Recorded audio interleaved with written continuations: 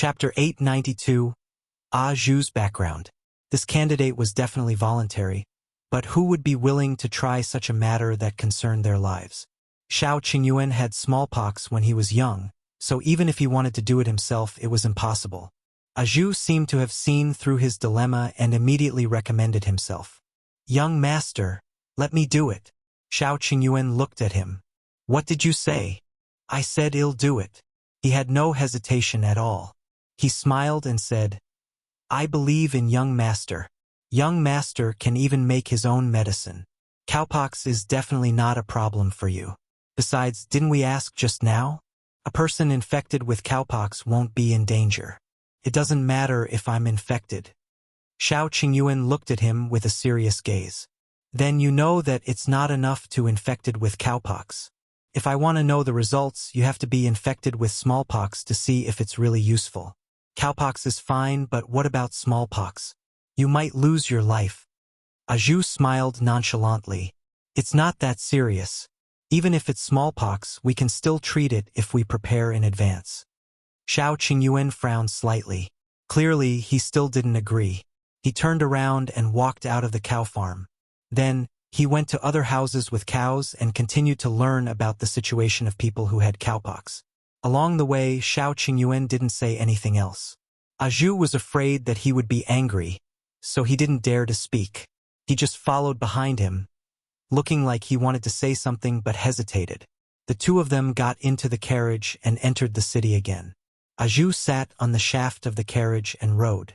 As his back was facing Xiao Qingyuan, he finally took a deep breath and said, "Young master, actually, I'm also afraid of smallpox. I'm especially afraid. You don't know, but I used to have a younger brother who was just a few years younger than me. He just had smallpox when he was young and he died." His voice lowered by 2 degrees, but it also sounded like a laugh. Xiao Qingyuan couldn't see his expression, but he knew that he definitely wasn't feeling well. He continued, "Smallpox is really too scary. Not only did my younger brother die, but even my parents contracted it while taking care of him. They both died. At that time, I happened to be in my grandfather's place and escaped a calamity. When I received the news and returned, the villagers scolded me, because not only my parents and younger brother, but even 2 neighbors were in trouble. Master, don't you think smallpox is scary? Smallpox took my family away. I couldn't stay in the village anymore. I couldn't go to my grandfather's family either. I was completely alone. If I hadn't met Brother Mao and the others, I might have died now. I didn't even think about living such a good life now." Xiao Qingyuan was silent. "Young master, if you had such a method back then, my parents wouldn't have left. I just want to do something so that I would feel better. In the future, no one will be like me. Besides, didn't you say that doctors taste hundreds of herbs? Physicians with brilliant medical skills all eat poison themselves. I learned medicine from them. Why can't I grow cow acne?" Xiao Qingyuan now knew why Zhou was interested in studying medicine. Moreover, between the guard and the shop assistant, he had chosen to be a shop assistant. "Young master, just agree." Xiao Qingyuan was expressionless. "We'll talk about this later. Let's make sure that everyone who has cowpox hasn't contracted smallpox again." Zhou thought that it was fine. He would have a way to convince young master. Chapter 893, Gu Yundong felt her face hurt. In the next few days, Xiao Qingyuan went to several houses who raised cows. The results were the same, but it wasn't enough. Perhaps geographical location was also relevant. They had to understand not only the entire Shuanhe prefecture, but also other places. Xiao Qingyuan would only take action after confirming that the other prefectural cities were in the same situation. However, there was no time now because his pharmacy was finally going to open. Unlike Gu Yundong's Gus, the pharmacy was not publicized with great fanfare. That was not right. Dr. Xiong was the only one who went to promote the pharmacy. Over the past few days, he had visited almost all the medical centers in the Shuanhe prefecture city. In Dr. Xiong's words, "The doctors in this prefecture city are so knowledgeable and broad-minded. Especially those doctors in the big medical centers, they are still very willing to spar with me. They won't be angry even if they lose. They're just a little unconvinced. They'll look for me next time. As for me, I told us the address of our pharmacy and even asked them to introduce customers to our pharmacy later. Therefore, before this shop opened, the pharmacy was already famous. It's you who's famous, isn't it? Gu Yundong did not have the strength to complain, but on the day of the opening, a few doctors really came. Gu Yundong was speechless. Shouldn't these doctors be very busy? Dr. Xiong was also a very powerful person. How stupid was that medical center in the past to chase such a talent away? Just because he had a bad temper? Xiao Qingyuan set off a string of firecrackers. It was very lively, and everyone nearby knew that there was a pharmacy here. Dr. Xiong called for the few doctors to walk in, but they were unwilling. They waved their hands and looked at the shop. There was no telling if it was because they didn't like Dr. Xiong or something, but after a while, they started to pick on him. Your shop is too small. Old Xiong, you bragged to the sky back then. I've been waiting to see it. I'm a little disappointed. Me too. Sigh, as expected, I shouldn't have trusted you back then. Also, there's only one assistant in your shop. Can you handle it? There are 6 or 7 herb attendants in our medical center. Gu Yundong felt her face hurt. Indeed, Dr. Xiong had friends who came to congratulate him. This was an illusion. These people must have been provoked by Dr. Xiong previously and were here to take revenge, right? Looking at the 2 guests who had just entered, they looked at each other and wondered if they should just turn around and leave. You don't have a lot of medicine cabinets and you don't have many medicinal herbs, right? One of the doctors said as he reached out to open the medicine cabinet on the left and took a look. In the next moment, his eyes suddenly paused and he shouted, "Old Xiong!" The others were shocked. What's wrong? What's wrong? Why are there so many herbs? Old Xiong, where did you buy the herbs in your pharmacy?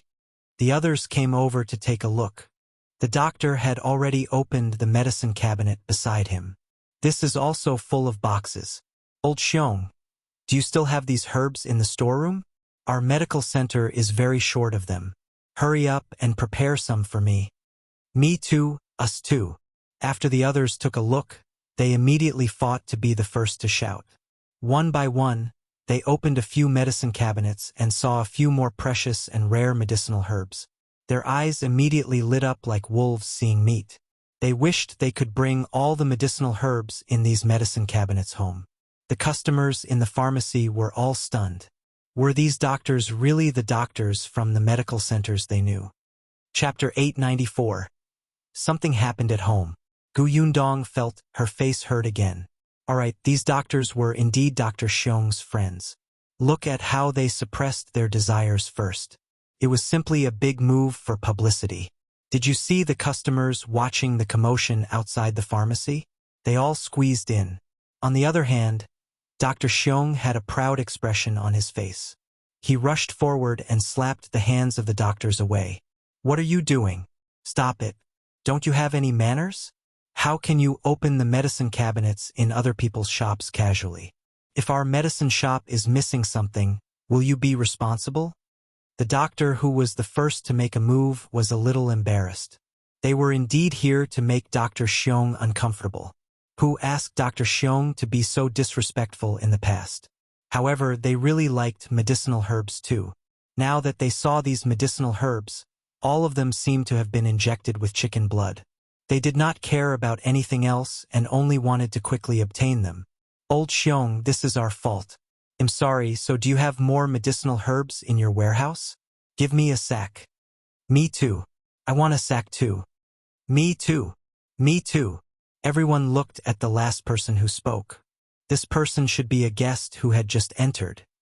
He did not know the situation yet, but seeing that everyone was fighting to be the first to ask for something, he quickly echoed. Dr. Xiong's mouth twitched. What do you want? Are you guests of our shop? No, so these herbs are not for you. Alright, move aside. I'm going to entertain the guests. Hey, old Xiong, don't say that. We're guests here today. Really? Dr. Xiong glanced at them from the corner of his eye. Sure. You're buying medicine, right? Bring the prescription over. If there's a prescription, it'll make the medicine. The few of them looked at each other. They were not sick or in pain. What prescription did they want? However, what they said just now had clearly offended Dr. Xiong. Seeing that he was unwilling to let the matter rest, they did not know what to do. Gu Yundong watched and thought for a moment before whispering something to Tong Xuetao. Tong Xuetao immediately took out a brush and paper from behind the counter and silently handed it to one of the doctors. She winked at him. At first, the doctor did not understand. He thought that Tong Xuetao had feelings for him and was a little unhappy. However, when he saw the brush and paper in his hand, he immediately understood and immediately wrote on the counter. After a while, he wrote 3 prescriptions and handed them to Dr. Xiong. Come, prepare the medicine. He was a doctor. Wasn't it easy to write a prescription? Seeing this, the others immediately came to a realization and followed suit. Dr. Xiong had seen Tong Xuetao's actions just now. He also understood what Gu Yundong meant. One still had to do business in a pharmacy. There was no reason to push money out. Therefore, although his face was dark, he still prepared the medicine quickly. On the first day of the opening, because of a few doctors looking for trouble, it became famous on the same day. Xiao Qingyuan saw that there was no problem with the pharmacy, so he said to Gu Yundong, "Tomorrow, I want to go to the cow farms in Qingan Prefecture to take a look." Gu Yundong knew that he was focused on the vaccination of cowpox, so she nodded and said, "Be careful. Don't worry." However, the next morning, before Xiao Qingyuan went out, a horse suddenly galloped over and stopped at the door of the small courtyard not long after. Someone got off the horse and anxiously knocked on the door. The moment he saw Gu Yundong, he panted and said, "Miss, something happened at home." Chapter 895. Someone wants to kill Yunshu. The person who came was an acquaintance called Zhou. He was the escort that Xiao Qingyuan had invited to teach Mao and the other 3 martial arts. His frown was very serious and Gu Yundong's heart skipped a beat. What happened? Zhou looked around. Xiao Qingyuan understood and quickly got Lu Shang to settle the horse first. Then, he led him through the door, blocking the neighbors from peeking out when they heard the commotion. After entering, the 3 of them went straight to the central room. Zhou didn't see Gu Dajiang. He should have gone to the academy, but Gu Dafeng and the others were there. Hence, he lowered his voice and whispered, "Someone wants to kill young Master Yunshu." "What did you say?" Gu Yundong suddenly looked up. Her expression changed drastically as she asked anxiously, "How is Yunshu now?" "He's fine. It's just that." Zhou paused with a hint of pity. "It's just that Tong En was stabbed in the abdomen while protecting Yunshu. His head was also smashed by a wooden stick. I was called over by Mr. Qin to inform you. Before I came, he was still unconscious. I don't know if Tong En is out of danger. He had set off yesterday evening. Although he had sped up, the city gate was still closed when he arrived at the prefectural city. Therefore, he waited until the city gate opened this morning before coming in. Then he went straight to the small courtyard." Gu Yundong's fingers trembled slightly. Her voice was cold and her eyes were fierce. "Who did this?" "It's the teacher who taught at Dongyi Academy previously." Gu Yundong and Xiao Qingyuan were stunned. The master of Dongyi Academy? When the 2 of them heard that someone wanted to kill Yunshu, and that Zhou was called over by Qin Wenzheng, their first reaction was that the Tao family did it. How was the master of Dongyi Academy involved in this? Zhou said, "Master Wei has been taken away by the government office and imprisoned. The exact cause will only be known after the county master interrogates him." Master Qin guessed that Master Wei was indignant after being chased away by Dongyi Academy. He must have deliberately taken revenge on young Master Yunshu. Gu Yundong nodded randomly. No matter the reason, the most important thing now was whether Tong En was safe or not. She looked up and said to Xiao Qingyuan, "I'll go back now. Go to the Huimin Medical Center and invite Dr. He to Fengkai County. Tong En's head is injured, and Dr. He happens to be good at this." "Okay." Only then did Gu Yundong walk out of the central room. She said to Gu Dafeng, who was looking over worriedly, "Eldest aunt, there's a problem with the family's business. Brother Xiao and I have to go back. Help me take care of my mother and the rest. When my father comes back, just tell him." "Is everything all right?" Gu Dafeng asked worriedly. Gu Yundong shook her head. It's fine. I can handle it. It was better not to let others know about this for the time being. The exact situation was still unclear, so it was best to prevent them from worrying. Zhou must have received instructions from Qin Wenzheng to tell the two of them alone. With that, Gu Yundong left with Tong Xuetao. Xiao Qingyuan let Zhou rest for a while and immediately led the carriage straight to Huimin Medical Center. Gu Yundong and Tong Xuetao went straight to Fengkai County. They left early, but it was already afternoon when they arrived at Fengkai County. Due to the proximity, Gu Yundong went straight to the county town's Gus and found Zhuangzi. Zhuangzi definitely knew about such a serious matter. As expected, when she arrived at the shop, Zhuangzi hurriedly came out to welcome her. "Boss, you're back." Chapter 896. Is this their relationship?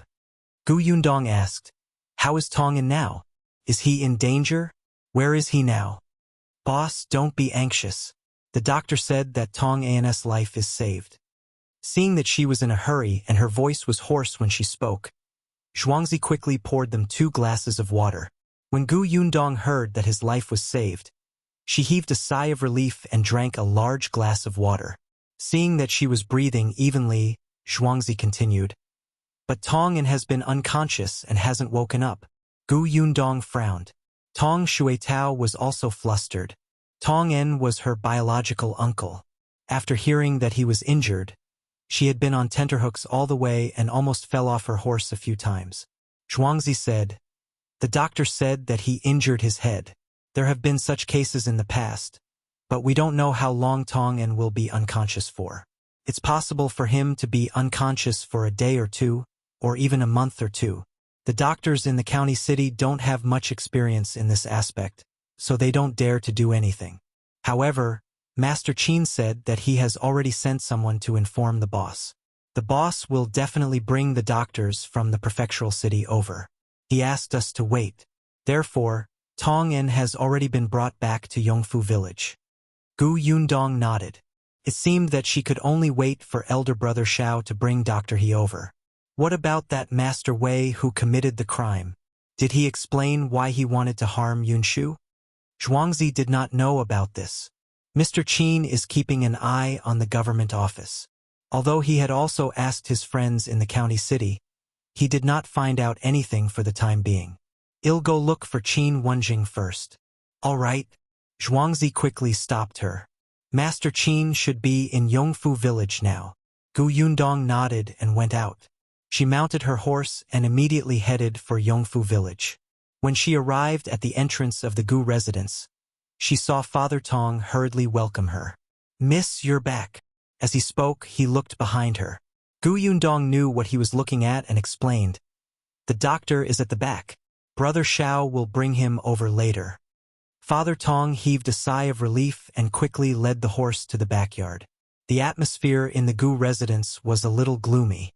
Perhaps because they heard the commotion outside, Yunshu and Yuanji quickly ran out. "Big sister." The moment the little guy saw her, the emotions he had been holding back collapsed. He rushed over and hugged her waist tightly. Gu Yundong squatted down and touched his head. It's all right, eldest sister is back." Yunshu's eyes were slightly red and tears were rolling in them. "Sister, Tong'an was injured because he saved me." "I know. Eldest sister has already called Dr. He over. He will save Tong'an, don't worry." She hugged the little guy and knew that he must be feeling extremely guilty. She could not help but sigh slightly and get up to lead him inside. Qin Wenzheng was also there. When he saw her return, he nodded slightly. Gu Yundong went to see Tong'an first. Tong'an was lying quietly on the bed. He had already changed into clean clothes, and his forehead was still wrapped in gauze. His face was pale and bloodless. Other than elderly Lady Tong, Madame Cui, who was wiping her tears, there was also Shen Sidian in the house. To her surprise, Shen Sishan's tears did not stop. Her hand was still holding Tong'an's hand tightly. Gu Yundong was shocked. This, although it was inappropriate, Gu Yundong still felt that she was hallucinating when she saw this scene. When did the two of them have such a relationship? Chapter 897, He's Here for Me. Gu Yundong shook her head. suppressed the doubts in her heart, and walked out again. Qin Wenzheng stood at the door. Seeing her come out, he walked to the side. When she caught up, he said, "I'm sorry. This happened because of me." Yundong was stunned. "What do you mean? Is there a result from the county office?" Qin Wenzheng nodded. "Then Master Wei was originally targeting me. Master Wei was originally a teacher of Dongyi Academy and had always thought highly of himself. Coupled with his kinship with the dean, he could be considered to have a very high status in the academy. Otherwise, why would he act so wantonly when the director was in the capital and not in Fengkai County? However, he did not expect that the consequences of his tyranny would actually ruin his future. The first time Gu Yundong saw him, he had pressured Madame Gu at the entrance of Qin Wenzheng School and almost caused her to fall and be injured. Although Master Wei was at a disadvantage in the end, Qin Wenzheng doted on his wife. How could he really forgive someone who almost hurt his wife? Qin Wenzheng would remember this debt. At this point, Qin Wenzheng only wanted to find an opportunity to teach him a lesson. He did not really want him to pay any price. However, Master Wei courted death himself. Later on, he brought the students of Dongyi Academy and took advantage of Qin Wenzheng's absence to challenge his students. Moreover, he had lost in public and became the laughingstock of the entire county. The acting director could not take it anymore and suspended his position as a teacher. This matter would wait until the director returned to Fengkai County. At that time, Master Wei had wanted to plead with the dean, but he did not expect the dean to know Qin Wenzheng's identity. Qin Wenzheng naturally would not show mercy to someone who had caused trouble for his wife and students several times. In addition, the dean was also dissatisfied with Master Wei's actions, so he completely chased him out of Dongyi Academy. He even issued an expulsion document and punished Master Wei in public in front of all the students in the academy. Master Wei had lost all face. He left the academy dejectedly. After returning home, he was even criticized by his neighbors. He was famous in the county, so it was impossible for him to teach elsewhere. Even his family was implicated by him and was kept a respectful distance from. Because of this, Master Wei was extremely disliked at home.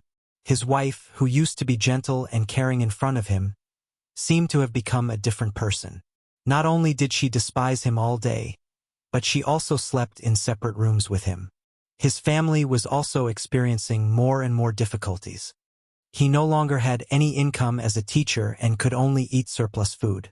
The food he ate also changed from fine food to coarse food. In the end, he could only eat until he was half full. Day after day, the conflict in the family deepened. Master Wei's temperament became more and more gloomy, and he slowly began to drink. Last time, he stole money and was discovered by his wife. Then he hit his wife. His wife exploded and went back to find her brother.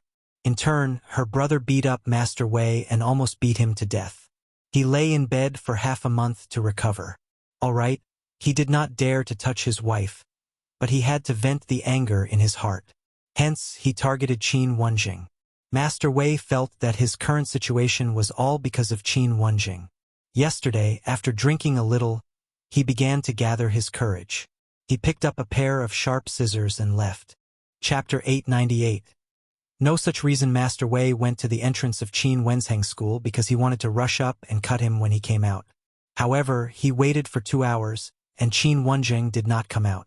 He wanted to go in, but there was a gatekeeper guarding outside, so he never found an opportunity. At this moment, the school ended and Yunshu and Yuanji came out. Coincidentally, Father Tong was not feeling well yesterday, so the person who picked them up was Tong, and Yunshu and Yuanji were the last to come out. Because Nyo Dan had also come to the county city to study, they wanted to go back together every day. The three of them were good friends and could not wait to travel together. It was just that Dongyi Academy ended later, so Yunshu and the other student were not in a hurry to set off. They would wait for the other students in the academy to leave before going to Dongyi Academy to pick Nyo Dan up. When the two of them ran to the carriage, they happened to mention the Dongyi Academy. Master Wei, who was standing not far away, immediately turned his attention to them. He looked at Yunshu and thought of how the kid had embarrassed him back then. He also thought of how the kid's sister, Gu Yundong, had embarrassed him. He felt that these two people had also contributed greatly to everything he had encountered today. At that moment, hatred surged and he was drunk. Without thinking, he rushed towards Yunshu. Tongan had just carried Yuanji into the carriage when he turned around and saw Master Wei stabbing at Yunshu with a pair of scissors. His expression changed drastically on the spot. Without thinking, he picked Yunshu up and dodged the pair of scissors. However, Master Wei could not stop himself. The scissors pierced into Tong An's body due to inertia. Tong An cried out in pain. He still remembered to put Yunshu down carefully at a time like this. The moment Master Wei saw the blood, he suddenly woke up, especially since the person he stabbed was actually a stranger. This made him subconsciously look at Yunshu. However, this glance made Tong An think that Master Wei was still unwilling to give up and plan to harm Yunshu again. Therefore, when Master Wei was about to escape, he grabbed his hand and asked Yunshu to hurry and call for help. Master Wei panicked, especially when he saw that someone was already running over. Without thinking, he picked up a wooden stick from the ground and slapped him hard on the head. In a moment of desperation, he hit Tong An hard and ruthlessly. Tong An only saw a blur before her eyes, and he fell straight back. Fortunately, at this moment, the gatekeeper of the Qin family ran over from afar. The people on the street who heard the commotion also ran over. Master Wei was arrested, but Tong An was unconscious. He was sent to the nearest medical center. The doctor stopped the bleeding and bandaged his wound, but there was nothing he could do about the wound on his head. Yunshu quickly went to Xiao Qingyuan's pharmacy to invite the old doctor over, but after the old doctor saw it, he gave the same conclusion. Head injuries had always been complicated. Physicians who were not proficient in this aspect did not dare to inject rashly. Yunshu blamed himself very much. He saw clearly that Master Wei was coming for him. Tong An was injured to save him and he didn't wake up. For the entire night, he did not dare to sleep. He was afraid that Tong An would leave without realizing it. His small body was tense all the way until Yundong returned. Qin Wenzheng's voice was deep. He originally came for me. You don't have to blame yourself too much. He touched Yunshu's little head. This matter was completely caused by Master Wei venting his anger. What had Yunshu done? He had only retaliated when Master Wei made things difficult for him. Could it be that Master Wei was the only one who could bully him and he was not allowed to refute?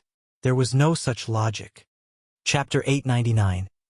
Dr. He is here. Yundong also said, Master Wei is at fault in this matter. What we have to do now is to do our best to treat Tong An and punish the murderer according to law to avenge Tong An.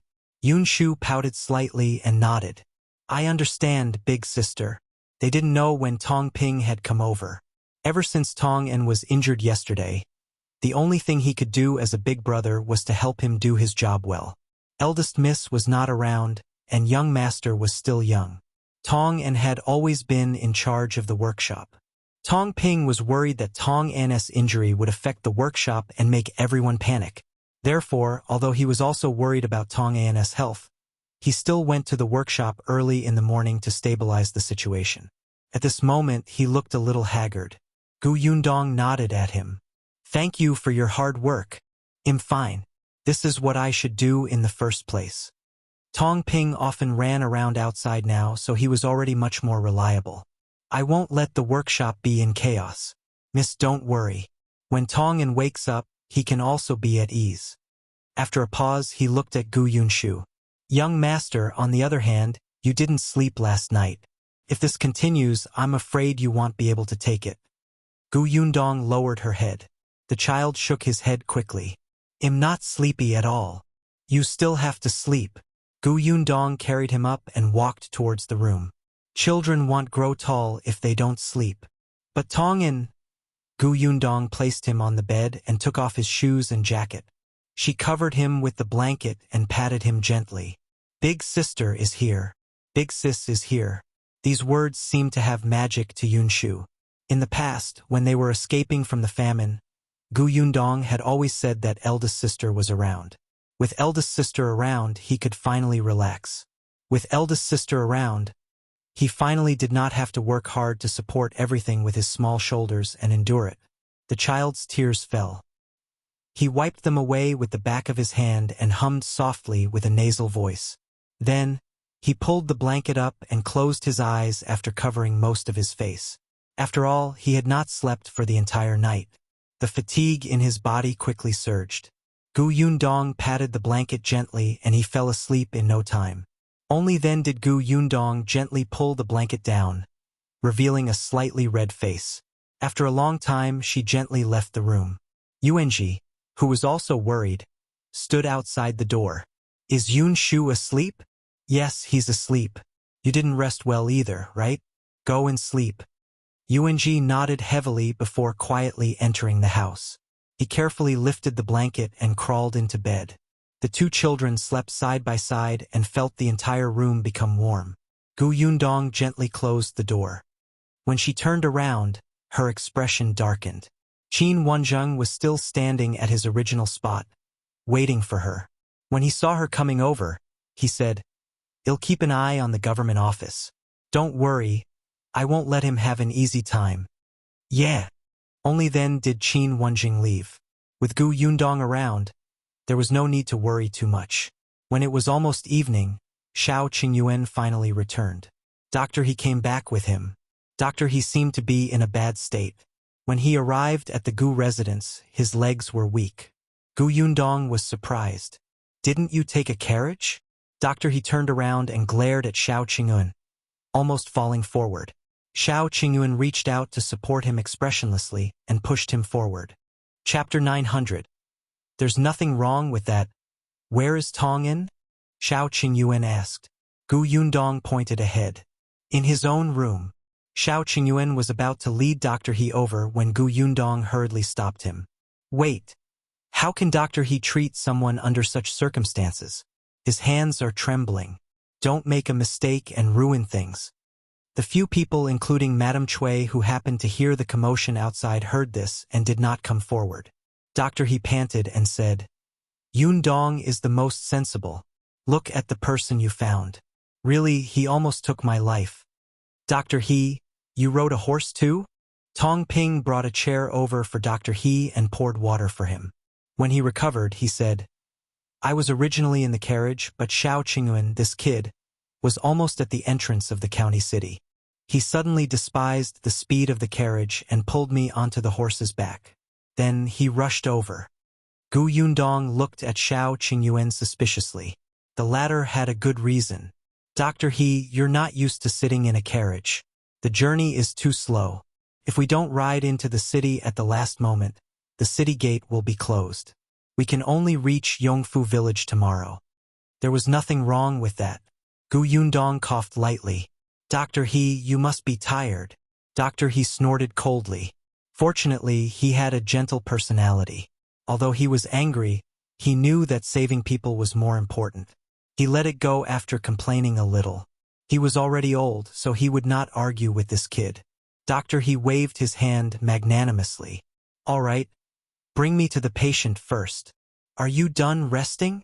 "More or less." Actually, Xiao Qingyuan's speed was already much slower on the way into the village. Dr. He was still supported by Xiao Qingyuan. Tong Ping immediately went forward to support his other side, making him look like a seriously ill patient. Gu Yundong followed them into the room and sighed slightly when she saw Shen Sidian. She was still here. It was only when Madame Cui told her that the doctor was here that she stood up, wiped her face, and moved to the side. Dr. He removed the gauze on Tong An's head and took his pulse. He nodded slightly. "How is it?" Shen Sidian asked anxiously. Dr. He said, "Well, although it's a little serious, it can be treated." The people in the room immediately looked happy. "It's good that it can be treated. That's great." Dr. He said, "I'll get ready. I'll give him acupuncture tomorrow." "Tomorrow? Can't we do it today?" Madame Cui asked softly. She was very worried. She hoped that her son would wake up as soon as possible. Otherwise, she would be worried and unable to eat or sleep well. Dr. He knew that they were anxious, but he pointed at the sky outside. "It's already so late. I can't even see clearly. How can it be easy to perform acupuncture?" As he spoke, he glanced at Xiao Qingyuan meaningfully. "See? Even if you rush me into the city today, it's still useless. Xiao Qingyuan pretended not to see his gaze. When the others heard Dr. He's explanation, although they were a little disappointed, they were still very happy to know that Tong'an was fine. Shinsidian also heaved a sigh of relief. After all, she had not slept for a day and night. Coupled with the fact that her body had been tense, she could not take it anymore and her body swayed. Yundong quickly took a step forward and held her back. You should rest too. Thank you.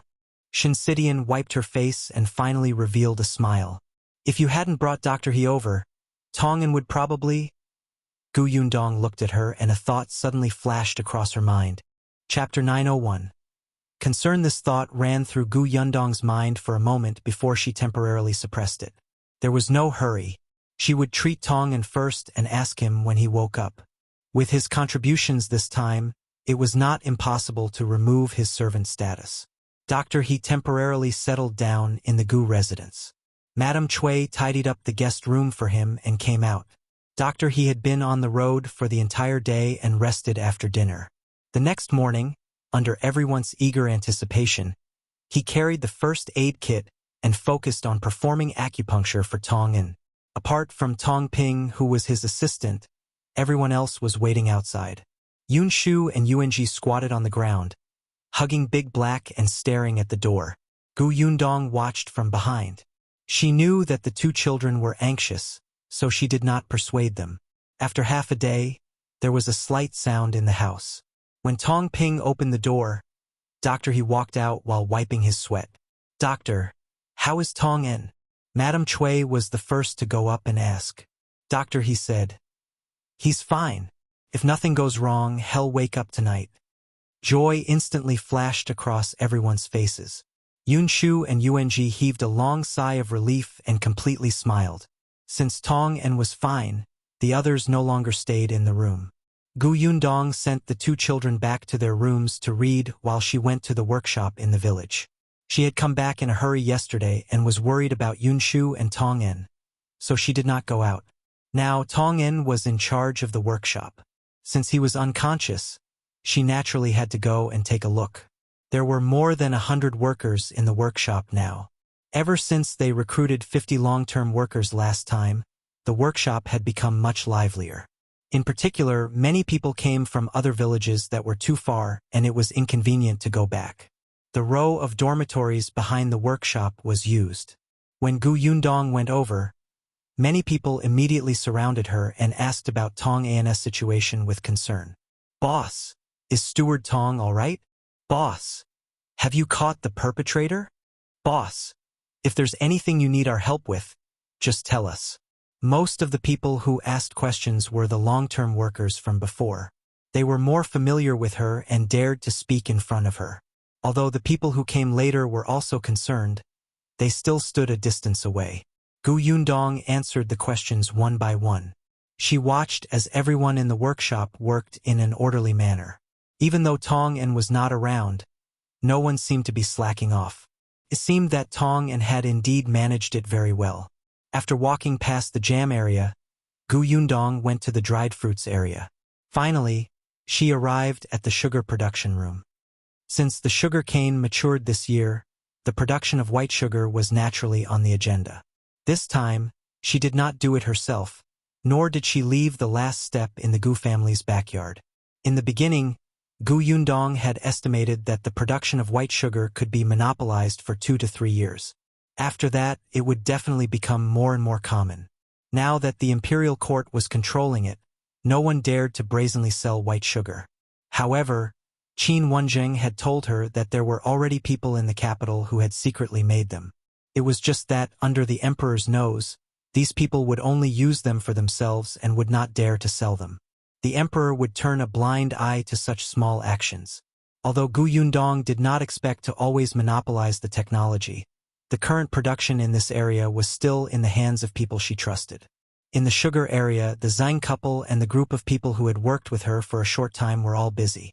Chapter 902. Talk to you, of course, these people also had the highest salary. Yundong trusted the Zhang couple the most, so they were in charge of this. Although Madame Dong had a soft personality, Zheng, who had some talent in management. He would be tough or soft when he needed to be. Therefore, the Zheng couple's monthly salary was already 4 taels of silver.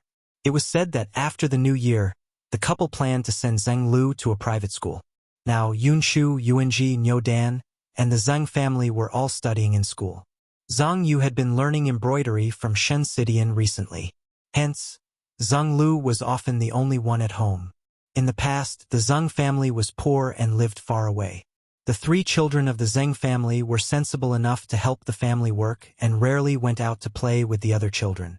As a result, Zheng Lu had almost no friends in the village who were on good terms with him. Now he could go out to play. However, as he played, he came back covered in mud and dirty. He went up the mountains and down the river like a wild monkey. Every time Madame Dong looked at him and then at her eldest son, who had returned from the private school, she felt very vexed. She thought that he should indeed study. Apart from this, the Zheng family also planned to rebuild their house. Gu Yundong was naturally happy for them. When they first came to Yongfu village, the Zheng family had shown them kindness. Now she had repaid them. The others in the village were extremely envious. Some of them regretted even more. If only Gu Yundong had stayed in their house back then, perhaps they would have been the ones to build a new house today. There were even people who laughed at Madame Fong and her daughter.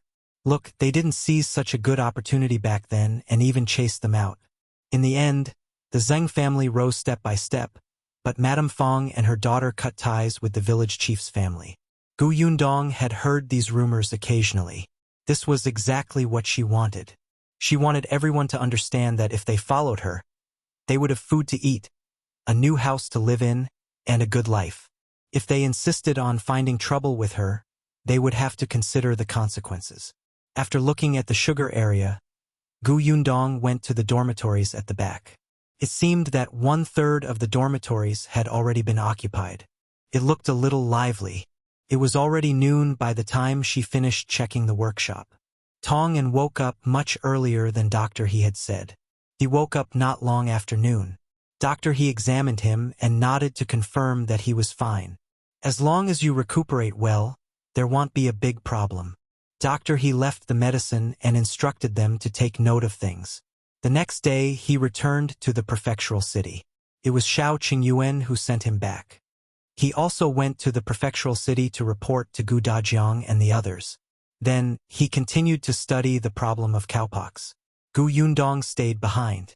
After Tong'an recuperated for 2 days and became a little more energetic, she went to find him. Tong'an was lying on the bed and reading a book. Now that he could read, he had nothing to do while he was recuperating, so he read to pass the time. When he saw Gu Yundong enter, he quickly straightened his body. "Miss, why are you here? Don't move.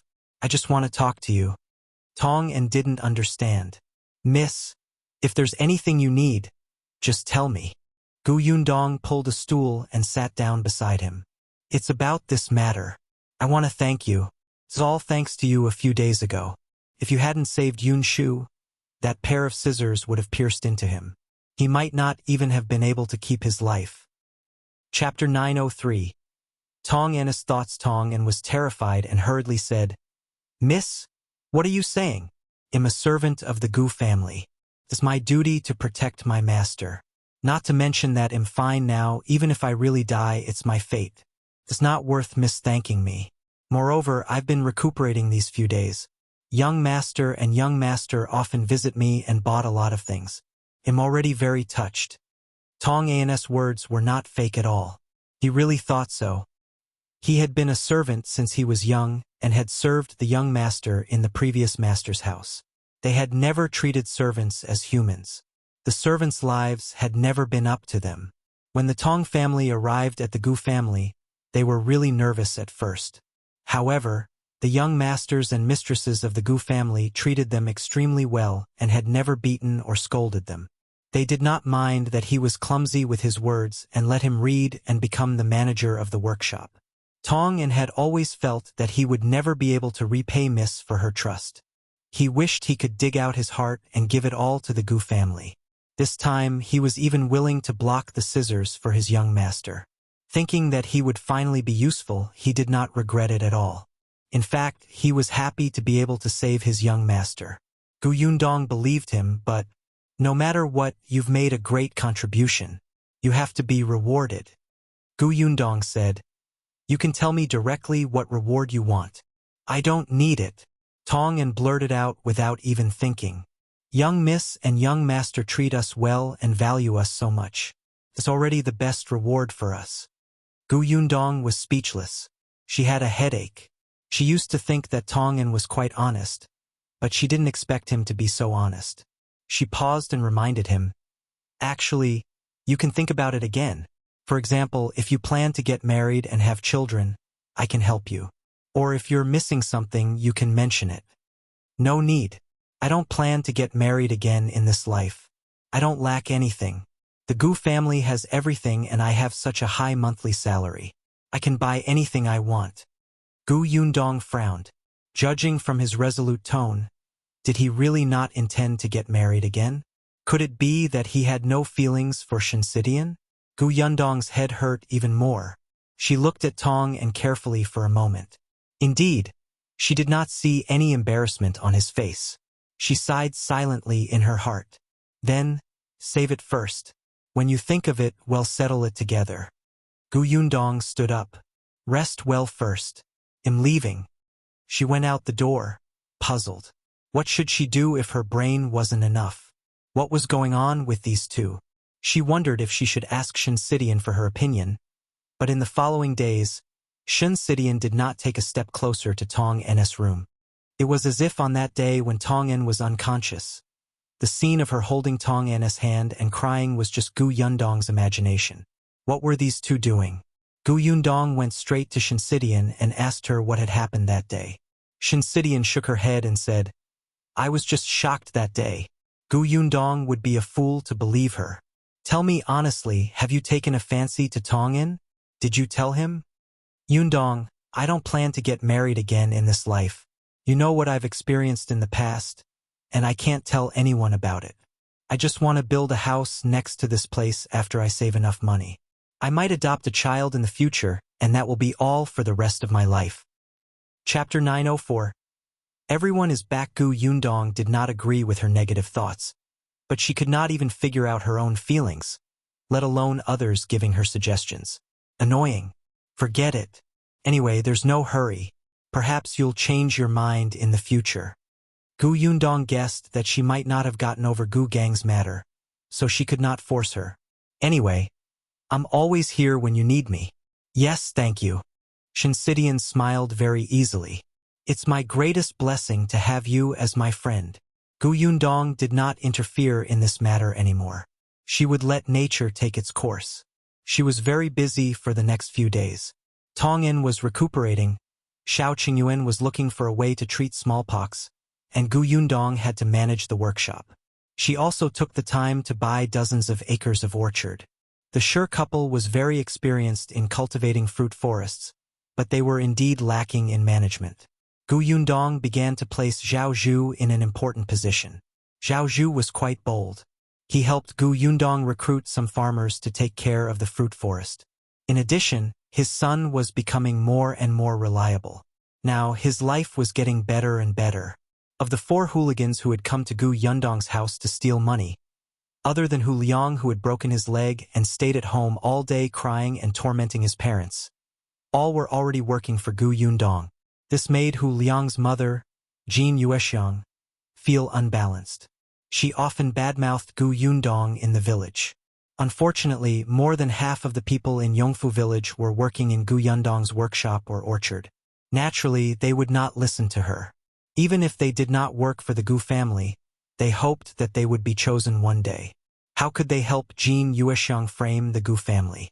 On the contrary, the Hu family became even more unpopular in the village. The days passed by in a flash.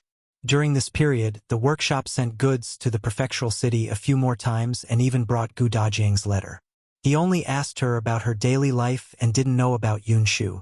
Master Weiss' case had already ended. The news Qin Wenzheng gave her said that he had been sentenced to a place thousands of kilometers away. She busied herself until the end of the month, and it was finally Gu Yundong's coming-of-age ceremony. She had even forgotten about this day.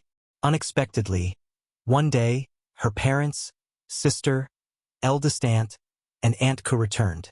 Only then did she suddenly remember that this was an especially important day for her. Eldest uncle did not follow them back. His leg had only been treated for a month, and Dr. Xiong had instructed him not to move around. He could not sit in the carriage, so he could only regretfully stay in the prefectural city.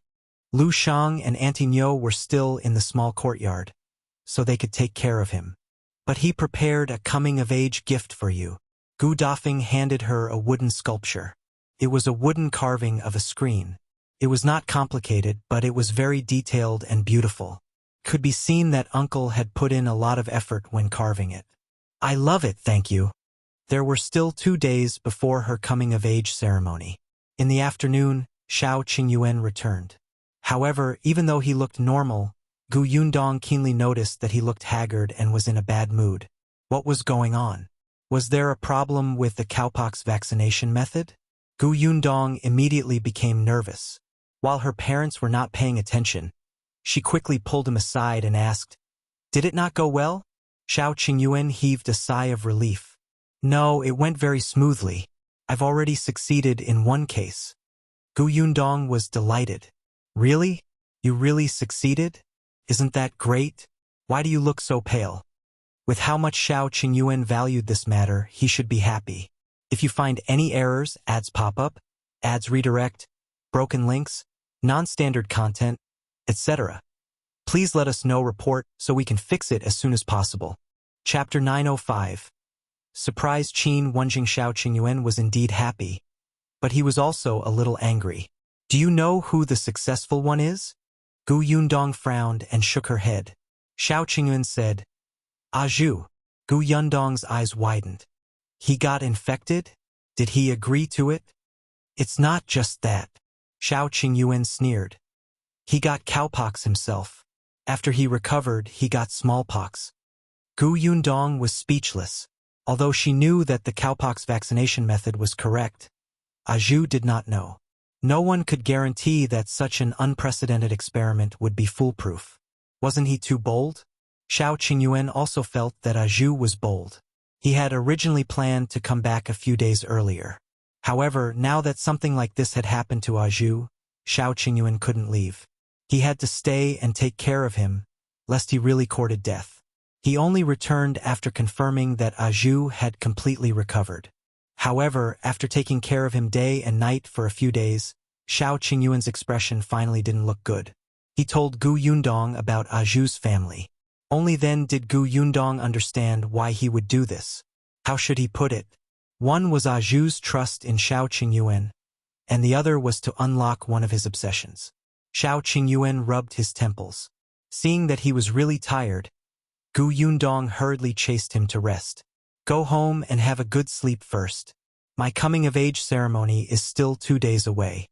When you're done resting, we'll go to the county city tomorrow and talk to Qin Wenzheng about your important achievement. Xiao Qingyuan was stunned. Tomorrow? We only succeeded once. It's not enough. That's enough. We can report this matter to the emperor first. Besides, the emperor will definitely verify it. They will also arrange for the imperial physicians to repeatedly confirm this method. Xiao Qingyuan narrowed his eyes. She was in such a hurry? Is there any news from Qin Wenzheng? Gu Yundong knew that she could not hide it from him. Yes, when I went to the county yesterday, I heard from Qin Wenzheng that the situation was a little serious. All right, let's go to the county tomorrow. Seeing that he agreed, Gu Yundong hurried him back to rest. The next morning, Gu Yundong and Xiao Qingyuan rushed to the county city. The county city was still very lively. The two of them first sent Nyodan to Dongyi Academy, then brought Yunshu and Yuanji to Qin Wenzheng School. After sending the two of them to the lecture hall, Gu Yundong and Xiao Qingyuan went straight to Qin Wenzheng study. Qin Wenzheng was a little surprised to see the two of them. Why are you here so early? Xiao Qingyuan did not speak. Gu Yundong took a step forward, coughed lightly, and looked a little mysterious. We brought you good news. Is there any bad news after the good news? Qin Wenzheng asked with a smile. Gu Yundong shook her head. No. Then I'm relieved. Tell me, what's the good news? This time he was quite hospitable. He served tea to both of them and sat down at the side. You're used to being mysterious. Don't fool me with gossip. Yundong snorted. When did I fool you with gossip? Do the math yourself. White sugar is great news, right? Last time about the Tao family it was also great news, right? Which time didn't I surprise you? Qin Wenzheng thought about it. In that case it was true. He was instantly interested. Then tell me, what surprise did you bring me this time? Could it be that you have a recipe for green sugar or blue sugar again? If you find any errors, ads pop up, ads redirect, broken links, non-standard content, etc. Please let us know report so we can fix it as soon as possible. Chapter 906. The Tao family found third young Master Yundong was speechless. Your imagination is too poor and narrow. Alright, go ahead. I'll listen. Master Qin, do you know about smallpox? Qin Wenzheng frowned. Hearing this word, he was not in a good mood. I know. Smallpox is a very terrifying and fast-infecting plague. Since ancient times, countless people have died from smallpox. 2 young geniuses from the previous dynasty died because of it. It's a huge pity. Even the royal family can't avoid it. There's no medicine to treat it until now. As Qin Wenzheng spoke, he sighed and was puzzled. Why are you asking this? Could it be that the surprise you mentioned is related to smallpox? He paused and suddenly thought of something. Could it be that you have a way to treat smallpox? Yundong was expressionless. No. Qin Wenzheng was instantly disappointed. Then why are you saying this? Unless you tell me that there's a treatment method, it's not a surprise to me. The corners of Yundong's mouth twitched. Your request just now was not so harsh. I don't have a cure, but I have a way to prevent it. Qin Wenzheng was stunned. Prevention? You mean the human pox vaccination method? Yundong, this is not novel. Someone has already used this method. I'm not referring to the human pox vaccination method. Of course, I know that this method has been used for a long time, and the failure rate is extremely high. I'm referring to a new method, the kind that is foolproof. Qin Wenzheng was shocked and turned to look at her. Is what you said true? That's a surprise, isn't it? Qin Wenzheng finally sat up straight with a serious expression. Tell me in detail, what makes you so sure that your method will be foolproof? Have you tried it?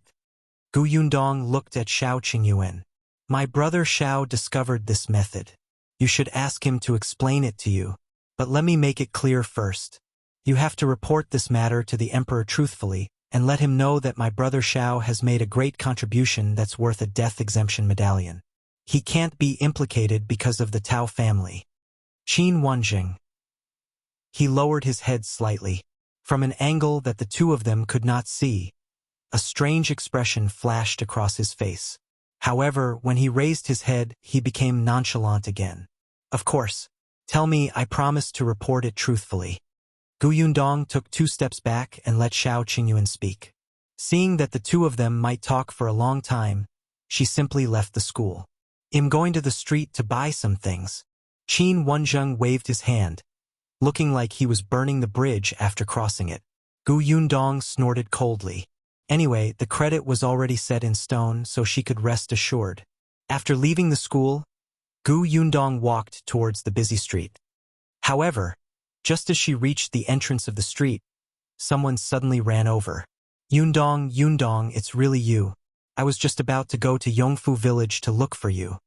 Yundong looked up and saw that Lu Wei was panting and blushing from running. He rushed to her excitedly. Yundong immediately took 2 steps back and distanced herself from him. Why are you looking for me? I have great news for you. Lu Wei's eyes were shining, and it was obvious that he was gloating. You have news too? Yundong raised her eyebrows. Tell me. Let me tell you. The Tao family's eldest young master, Tao Feng, has found his biological brother, the third young master Tao, who was sent out since he was young. Yundong. Who are you talking about? If you find any errors, ads pop up, ads redirect, broken links, non-standard content, etc. Please let us know report so we can fix it as soon as possible. Chapter 907. Third young Master Tao is someone else. Yundong felt that she must have been hallucinating. She tugged at her ears and asked again. What did you just say? Who found who? Lu Wei said proudly. Tao Feng, the big brother of Tao Xing, who is always jumping up and down and not doing anything serious except deliberately opposing me, suffers the consequences of his own actions. He found the third young master of the Tao family. Oh right, you might not know that the Tao family still has the third young master. He quickly cleared his throat and tried his best to share the gossip with her. Let me tell you, the Tao family originally had 3 sons. Tao Feng was the eldest. He and third brother were born by Master Tao's first wife. Tao Xing was born by the current Mrs. Tao. Mrs. Tao used to be a concubine, but Master Tao doted on his concubine and killed his wife. Soon after the first wife died, the concubine became the new wife. Therefore, all these years, Tao Feng's life at home has been especially difficult. However, his third brother was kidnapped since he was young. Yundong was in a daze. Wasn't the third young master of the Tao family Xiao Qingyuan? At this moment, Xiao Qingyuan was still explaining the cowpox vaccination method to Qin Wenzheng. Why was Tao Feng looking for him? Kidnapped? Yundong was stunned by the word. She suddenly raised her head and looked at Lu Wei. Did you just say kidnapped? Third young Master Tao was kidnapped? I think so, but this was said by Tao Feng. I don't know the exact situation. Lu Wei lowered his voice and said mysteriously. But when my father told me about this, he kept it a secret and looked like there was something else going on. I think it's definitely not as simple as kidnapping. Perhaps it's because Tao Xing's mother harmed him. How pitiful. Yundong slowly took a deep breath. When was the third young master of the Tao family found? Yesterday morning. But I only got the news today. Lu Wei was a little regretful. I heard that the Tao family was very lively for a while. Mrs. Tao was determined not to let Tao Yan in. Even Master Tao and old Madame Tao didn't agree. It's also very strange. Tao Yan has been kidnapped for so many years. It wasn't easy to find him. Shouldn't they be crying tears of joy? Why is everyone's reaction so big? It's as if they've seen a ghost. Yundong pursed her lips and suddenly turned around. Lu Wei was stunned and hurriedly followed. Hey, where are you going? I haven't finished speaking. Yundong walked faster and faster until she started to run. Lu Wei chased after her for a while. He was in such a hurry that he stumbled. Just as he was blaming himself for eating too much recently and gaining weight, he looked up and saw that Yundong had disappeared. Why did you run so fast? It wasn't easy for me to gossip with you, but you didn't stay and laugh with me. Are we still friends? Unable to catch up, Lu Wei gave up in the end. However, Yundong quickly returned to Qin Wenzheng school. Before she could enter, she saw Xiao Qingyuan walk out. She rushed to him and asked, Are you guys done? We're done. Xiao Qingyuan was a man of few words. His explanation was simple and straightforward. As for the specific data, he directly wrote it down in his notebook and handed it to Qin Wenzheng to read it himself. After all, Qin Wenzheng was not a doctor, so he could not ask any professional questions. In any case, it was enough for him to know that the cowpox vaccination method was feasible and had a very high success rate. Therefore, Xiao Qingyuan came out to look for Yundong. If you find any errors, ads pop up, ads redirect, broken links, non-standard content, etc., please let us know. Report so we can fix it as soon as possible. Chapter 908. Old Man Li lied to him again, but why did she look so anxious when he saw her now? As if something big had happened? Yundong gritted her teeth. Wasn't something big going on? She grabbed Xiao Qingyuan's hand and walked in again. She strode towards Qin Wenzheng's study and suddenly pushed open the door. Qin Wenzheng was reading the notebook that Xiao Qingyuan had given him. When he heard the sound of the door breaking in, he was shocked and almost reflexively hid the notebook. Seeing that it was the two of them, he heaved a sigh of relief. You have to knock on the door before entering. Even your brother knows this. Don't you know this kind of etiquette as an elder sister? Yundong did not seem to hear him. She rushed to him in a few strides and asked with narrowed eyes. I heard that Tao Feng found the third young master of the Tao family. The one called Tao Yan is in the Tao family now, right? Xiao Qingyuan's pupils constricted as he looked at Gu Yundong in disbelief. When Qin Wenzheng heard this, his body stiffened, but he tried his best to maintain a normal expression. But who was Gu Yundong? She had already figured out the connection along the way back. These words were not a question at all, but an affirmative tone. Seeing that Qin Wenzheng seemed to be looking for an excuse, Gu Yundong glared at him. Don't try to lie to me. It won't do you any good. Qin Wenzheng sighed faintly and nodded. Tao Feng did find Tao Yan.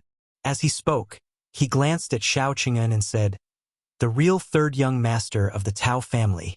Xiao Qingyuan's mind went blank for a moment. He frowned. You mean, I'm not a member of the Tao family? Qin Wenzheng nodded. Yes, you must have been deceived by old Li. However, what he said about the third young master of the Tao family being given away as a jinx to be raised and tormented by others is true. Xiao Qingyuan was stunned. It was fake again. That old man lied to him again before he died. However, he had clearly investigated. He had personally asked the two old men who had been in the Tao family for more than 20 years and confirmed that the third young master of the Tao family had been carried away by old man Li. He was now 20 years old, and so was third young master Tao. 2 days after third young master Tao was carried away was the time he appeared in Yongfu village. Master Tao's first wife's surname was Xiao, and when he was young, he had the word Xiao on his clothes. He had seen that swaddling cloth. Moreover, if he was not the third young master of the Tao family, why would old man Li torture him like this? Qin Wenzheng glanced at him and sat down again. No wonder you couldn't find out. Back then, third young master Tao was indeed carried away by old Li. However, he handed the kid over to someone else.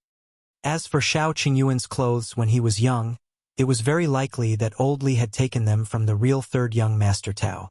Xiao Qingyuan lowered his head slightly. No one knew what he was thinking. After a while, he suddenly laughed.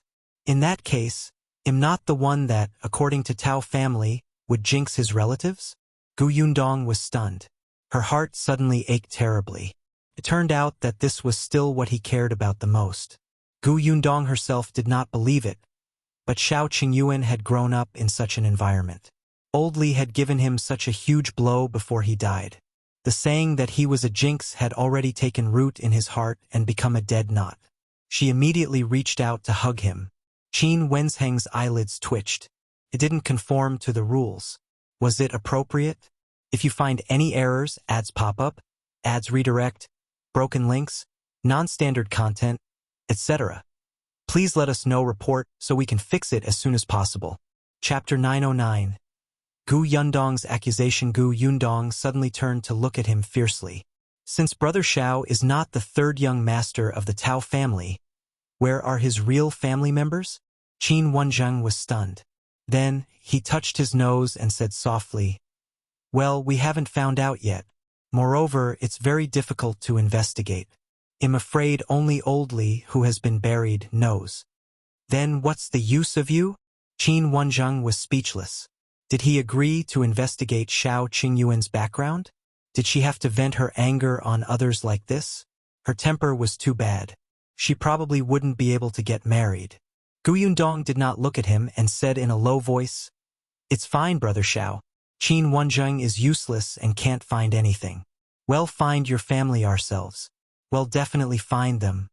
Xiao Qingyuan shook his head. It doesn't matter. It doesn't matter to me whether I know my family or not. I have you now. It's enough.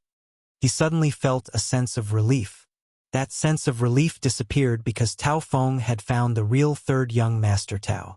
He was not a member of the Tao family. It was quite good. Gu Yundong looked up at him and saw that the smile at the corners of his eyes had become much brighter. She immediately smiled too. No matter what, we have nothing to do with the Tao family. Whether the Tao family dies or not, you will be fine. Okay.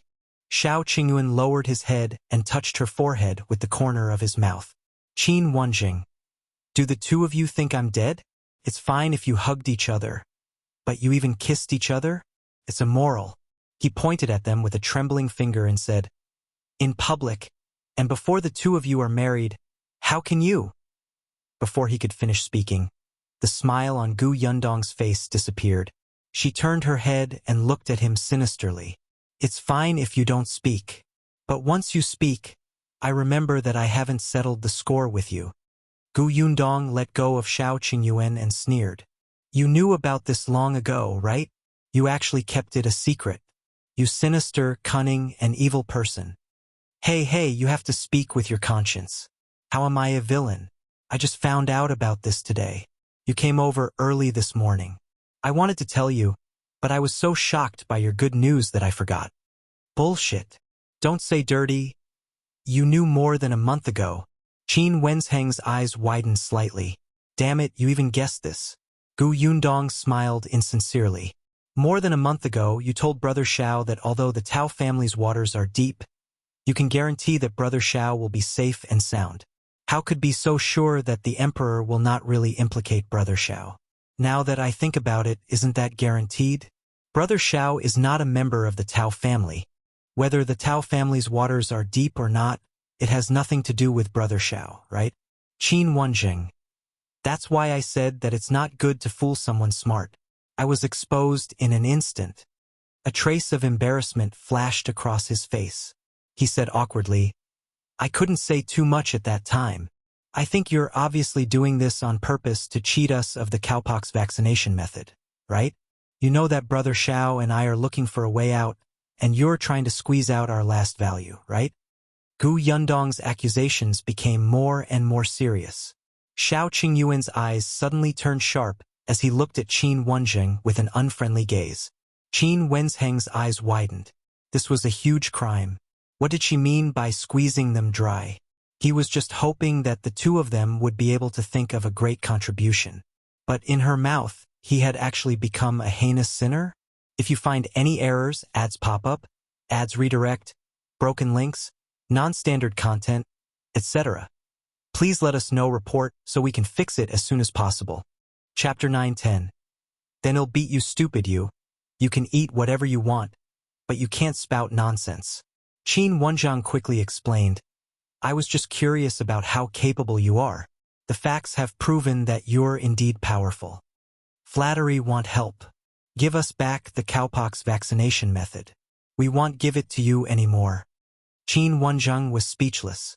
Do you think this is children playing house? How can you take it back? Yundong, that's where you're wrong.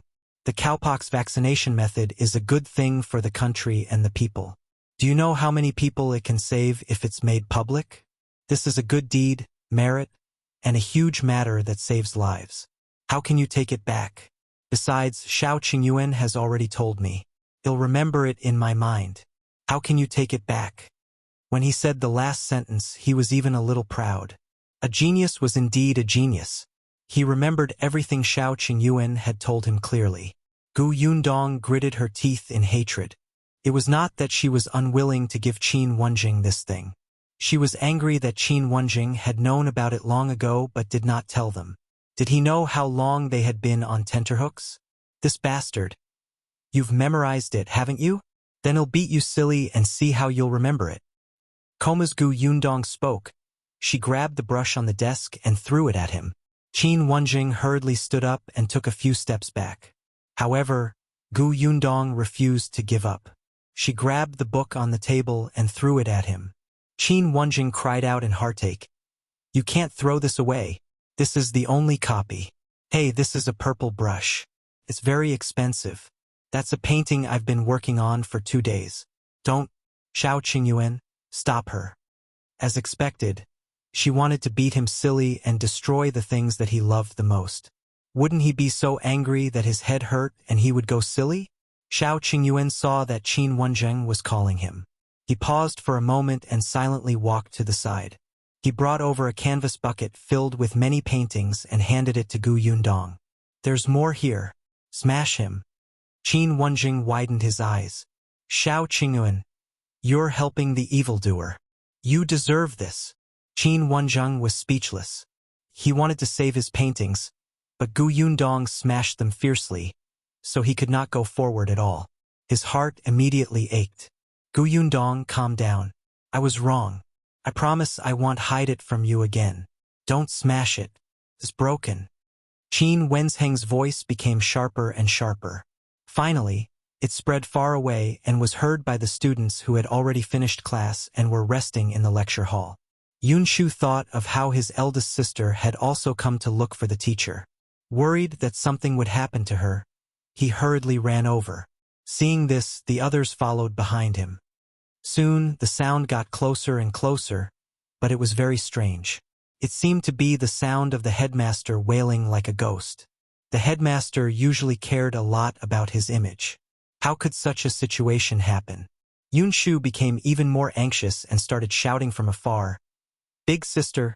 Teacher! Big sister!" Yundong immediately stopped.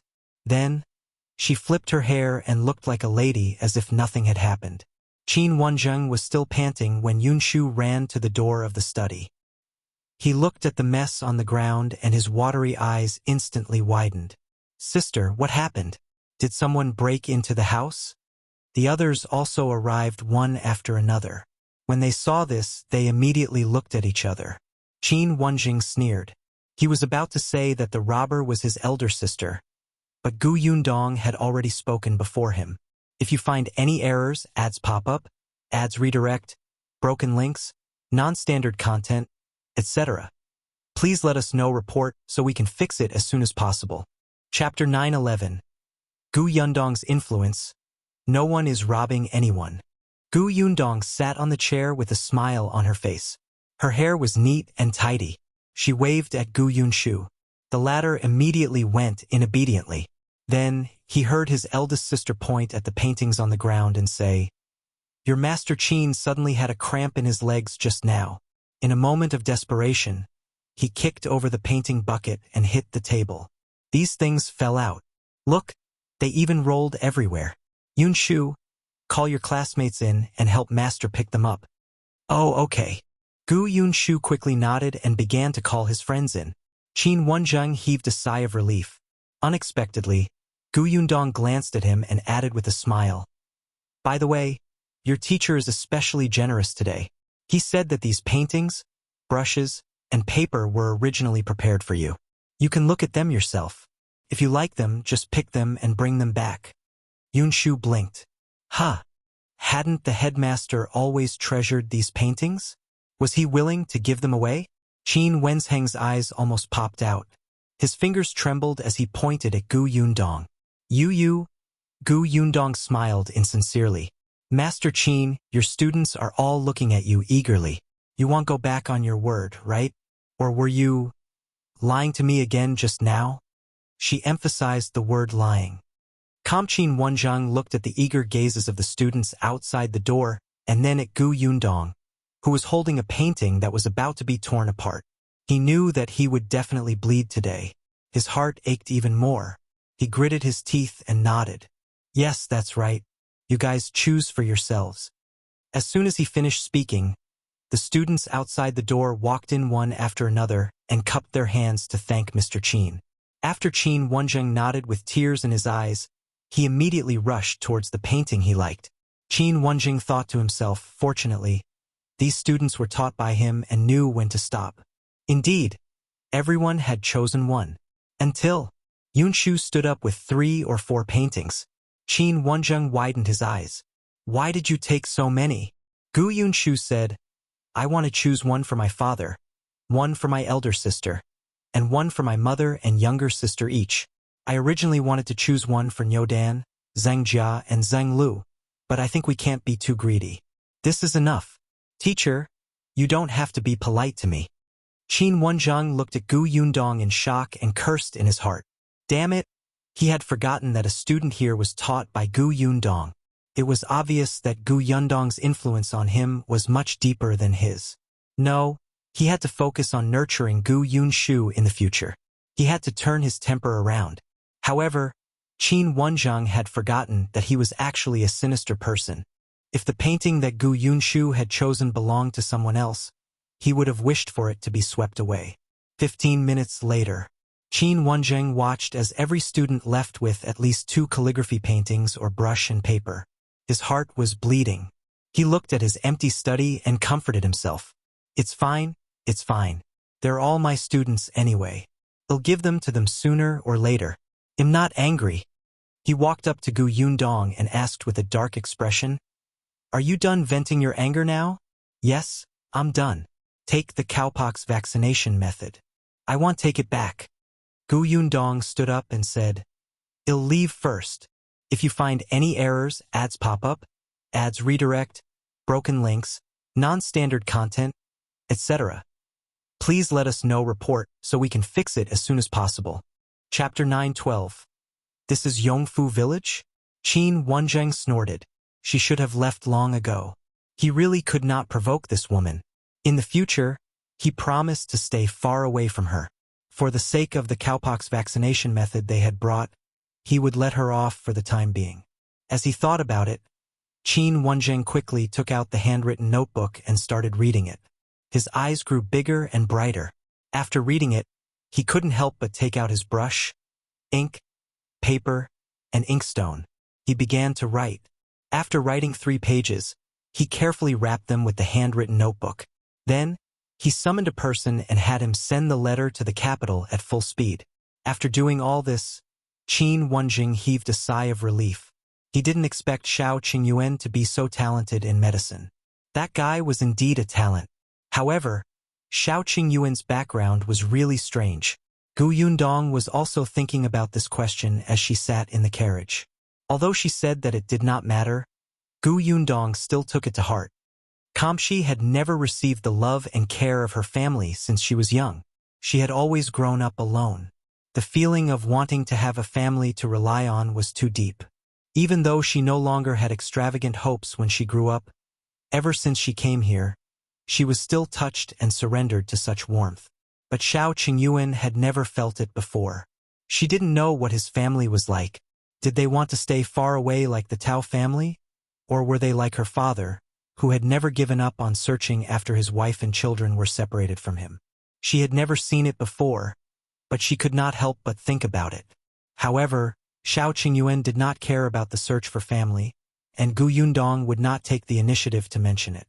If the result was bad, wouldn't it hurt him again? So let nature take its course. But no matter what, the Tao family's matter would no longer involve Xiao Qingyuan in the future. Yundong expressed that a huge burden had been lifted from his heart. Even if he was schemed against by Qin Wenzheng once, she could let it go. Right? I forgot to tell Qin Wenzheng that I'm coming of age tomorrow. I should have asked him to bring his wife, daughter, and gifts over. Yundong suddenly thought of this and was instantly vexed.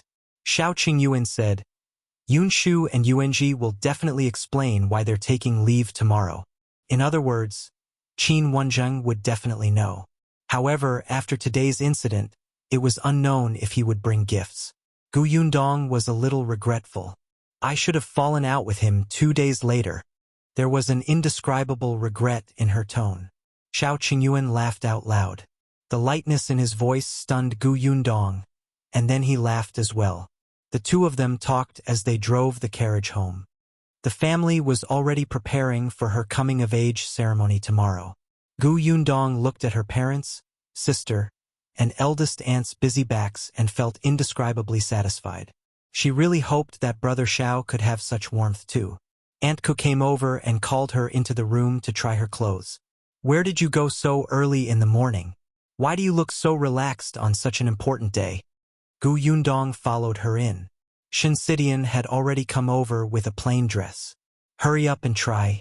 If there's anything wrong, it's not too late to change it." The Gu family was in high spirits. No one knew that at this moment, 2 carriages were driving into Yongfu village. From one of the carriages, a person poked her head out and looked at the small village in front of her. Her curious eyes darted around. "This is Yongfu village? That Miss Gu lives here? If you find any errors, ads pop up, ads redirect, broken links, non-standard content, etc. Please let us know report so we can fix it as soon as possible." Chapter 9:13. Inquiring. There were 3 women sitting in the carriage. The young woman who had spoken just now had already poked half her head out of the window. She looked at the village path in front of her excitedly and asked curiously and confusedly, "Why does she live in such a place?" Sitting opposite her was Nie Shuang. She pulled her back to prevent her from falling out of the car window. Bao Lingyue, you have to be careful. This road is not smooth and it's different from the prefectural city. If you fall out, you might end up with a mouthful of cow dung. It was so disgusting. Bao Lingyue spat twice and turned her head to ask, "Aren't you curious about what kind of village Miss Gu is in?" "I'm curious, but I'm not in a hurry. After Sister Yundong's coming-of-age ceremony, I'll get her to show me around the village. It's better than you looking around aimlessly. What can you tell? You're getting better at bragging. Didn't you say that your sister Yundong is very busy every day? How could she have the time to bring you around the village?" Nie Shuang snorted softly and was a little proud. "Who asked me to be Sister Yundong's good friend? You don't understand. She treats her friends with sincerity." Bao Lingyue rolled her eyes inelegantly. Madame Dai, who was sitting in the middle, shook her head and laughed. "All right, stop bickering. We still don't know where Yundong's house is. Let's ask our fellow villagers first." "I'll ask." Bao Lingyue immediately lifted the curtain and her gaze swept across the area outside. Finally, her gaze fell on a simple-looking woman. She waved her hand and called out warmly, "Auntie, can I ask you something?" Jin Yuexiang saw 2 carriages entering the village and was curious to see if they were here to look for the Gu family again. In the end, they did not expect the carriage to not go to the Gu family. They were instantly happy. Hearing her call, she quickly raised her head and said with a smile, "Miss, you're from the city, right? Looking at your aura, you're obviously a young lady from a rich family. This is a true daughter of a wealthy family. You're much better than those pretentious people." Bao Lingyue? She just wanted to ask a question, but she was suddenly flattered. This made her panic. What should she do? Bao Lingyue had always been a friendly person, but in front of Jin Yuexiang, it seemed that she could not get familiar with her. Nie Shuang leaned over and asked with a smile, "Aunt, we want to know how to get to the Gu residence, or Gu Yundong's place?" Jin Yuexiang's face darkened when she heard Gu Yundong's name. She snorted and turned to leave. They were actually here to look for Gu Yundong again. They were just lost. What kind of luck did that brat have? Most of the carriages coming and going in the village were here to look for her. Were these rich families blind? Nie Shuang and Bao Lingyue looked at each other. What was going on? Did they say something they shouldn't have? However, Jin Yuexiang quickly turned back and tried her best to squeeze out a smile. She pointed at the foot of the mountain and said, "The Gu family is there. It's at the foot of the mountain. It's easy to recognize. You'll know at a glance." With that, she hurried away. Nie Shuang and Bao Lingyue's brows furrowed even more tightly. The 2 of them sat back in the carriage and said, "This woman looked very unhappy just now, as if Sister Yundong had a grudge against her." Yes, I think so too. Don't tell me she deliberately pointed us the wrong way? If you find any errors, ads pop up, ads redirect, broken links, non-standard content, etc., please let us know report so we can fix it as soon as possible. Chapter 9:14. A man and a woman. The more Bao Lingyue thought about it, the more likely it seemed. Look, she was just about to leave when she suddenly changed her mind and pointed out the way without saying a word. It looks like she has some bad intentions. Yes, that makes sense. Nie Shuang nodded. Besides, it's not like Sister Yundong doesn't have money at home. Why would she live at the foot of the mountain? I heard that there are many wild beasts in the 9 Tigers Mountain. If some tigers, bears, and wild boars run out of the mountain, wouldn't the families at the foot of the mountain be the first to suffer? Sister Yundong still has younger siblings. How can she live there? That woman lied to us. She pointed us in the opposite direction. The 2 of them nodded heavily and finally looked at the silent Madame Dai. The latter also felt that it made sense. Hence, Nie Shuang decided, then let's walk to the middle of the village. We'll ask the other villagers when we meet them. Okay. The 2 of them stuck their heads out and asked the coachman to continue riding towards the center of the village. This Yongfu village is good, but the road is too difficult to walk. Why don't we take the main road? Well, detour out and head for the wider road. We can't. What if we go the wrong way? We won't go the wrong way. Believe me, my intuition is very accurate. Besides, think about it.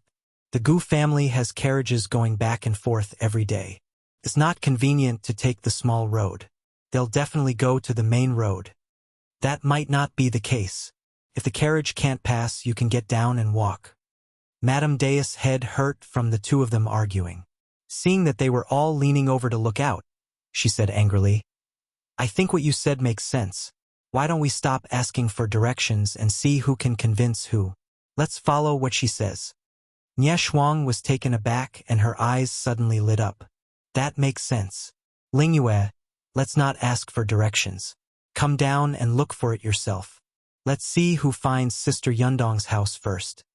ID like that. Madame Dai was speechless. The two of them alighted from the carriage, each with a maidservant behind them. Then they walked in the direction they had chosen. Madame Dai wanted to take back her words, but when she saw that the two of them had already sped away, she choked on her words and could not say anything. She sat in the carriage and did not move. Afraid that something would happen to the two of them in this unfamiliar place, she hurriedly asked the two servants in the carriage behind to follow. She quickly saw another woman and asked for the direction of the Gu family. When she found out that the Gu family was indeed at the foot of the mountain, she could not help but feel vexed. So that woman had not lied to them. Of course, Jin Yuexiang wanted to lie to them, but her son, Hu Liang, was still lying on the bed half-dead. He had been beaten up by the Peng family. The people in these two carriages were obviously rich and noble. If they knew that she had lied to them and broke her legs later, how could she live? However, she did not expect that her earlier actions would actually make people directly deny her words. She was very wronged. Madame Dai laughed.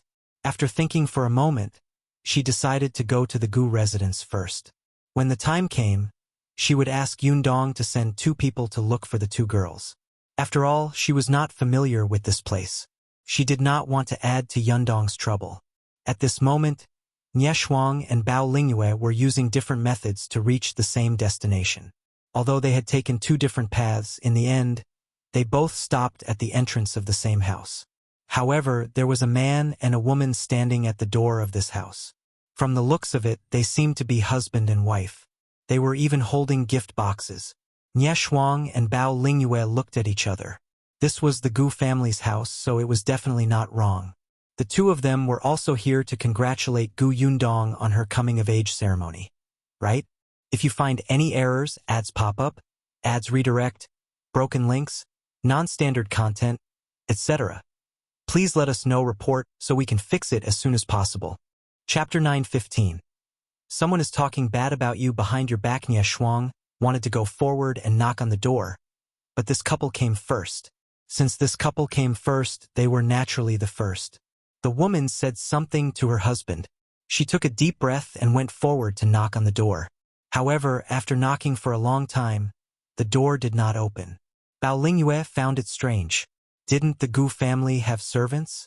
Why was the gatekeeper so unreliable? He didn't even guard it. Immediately after, the two of them heard the woman call out, "Uncle, Aunt, it's Yulan. Open the door." Nie Shuang and Bao Lingyue were stunned. Uncle? Aunt? Were they Gu Yundong's parents? She had never heard of Gu Yundong having any cousins.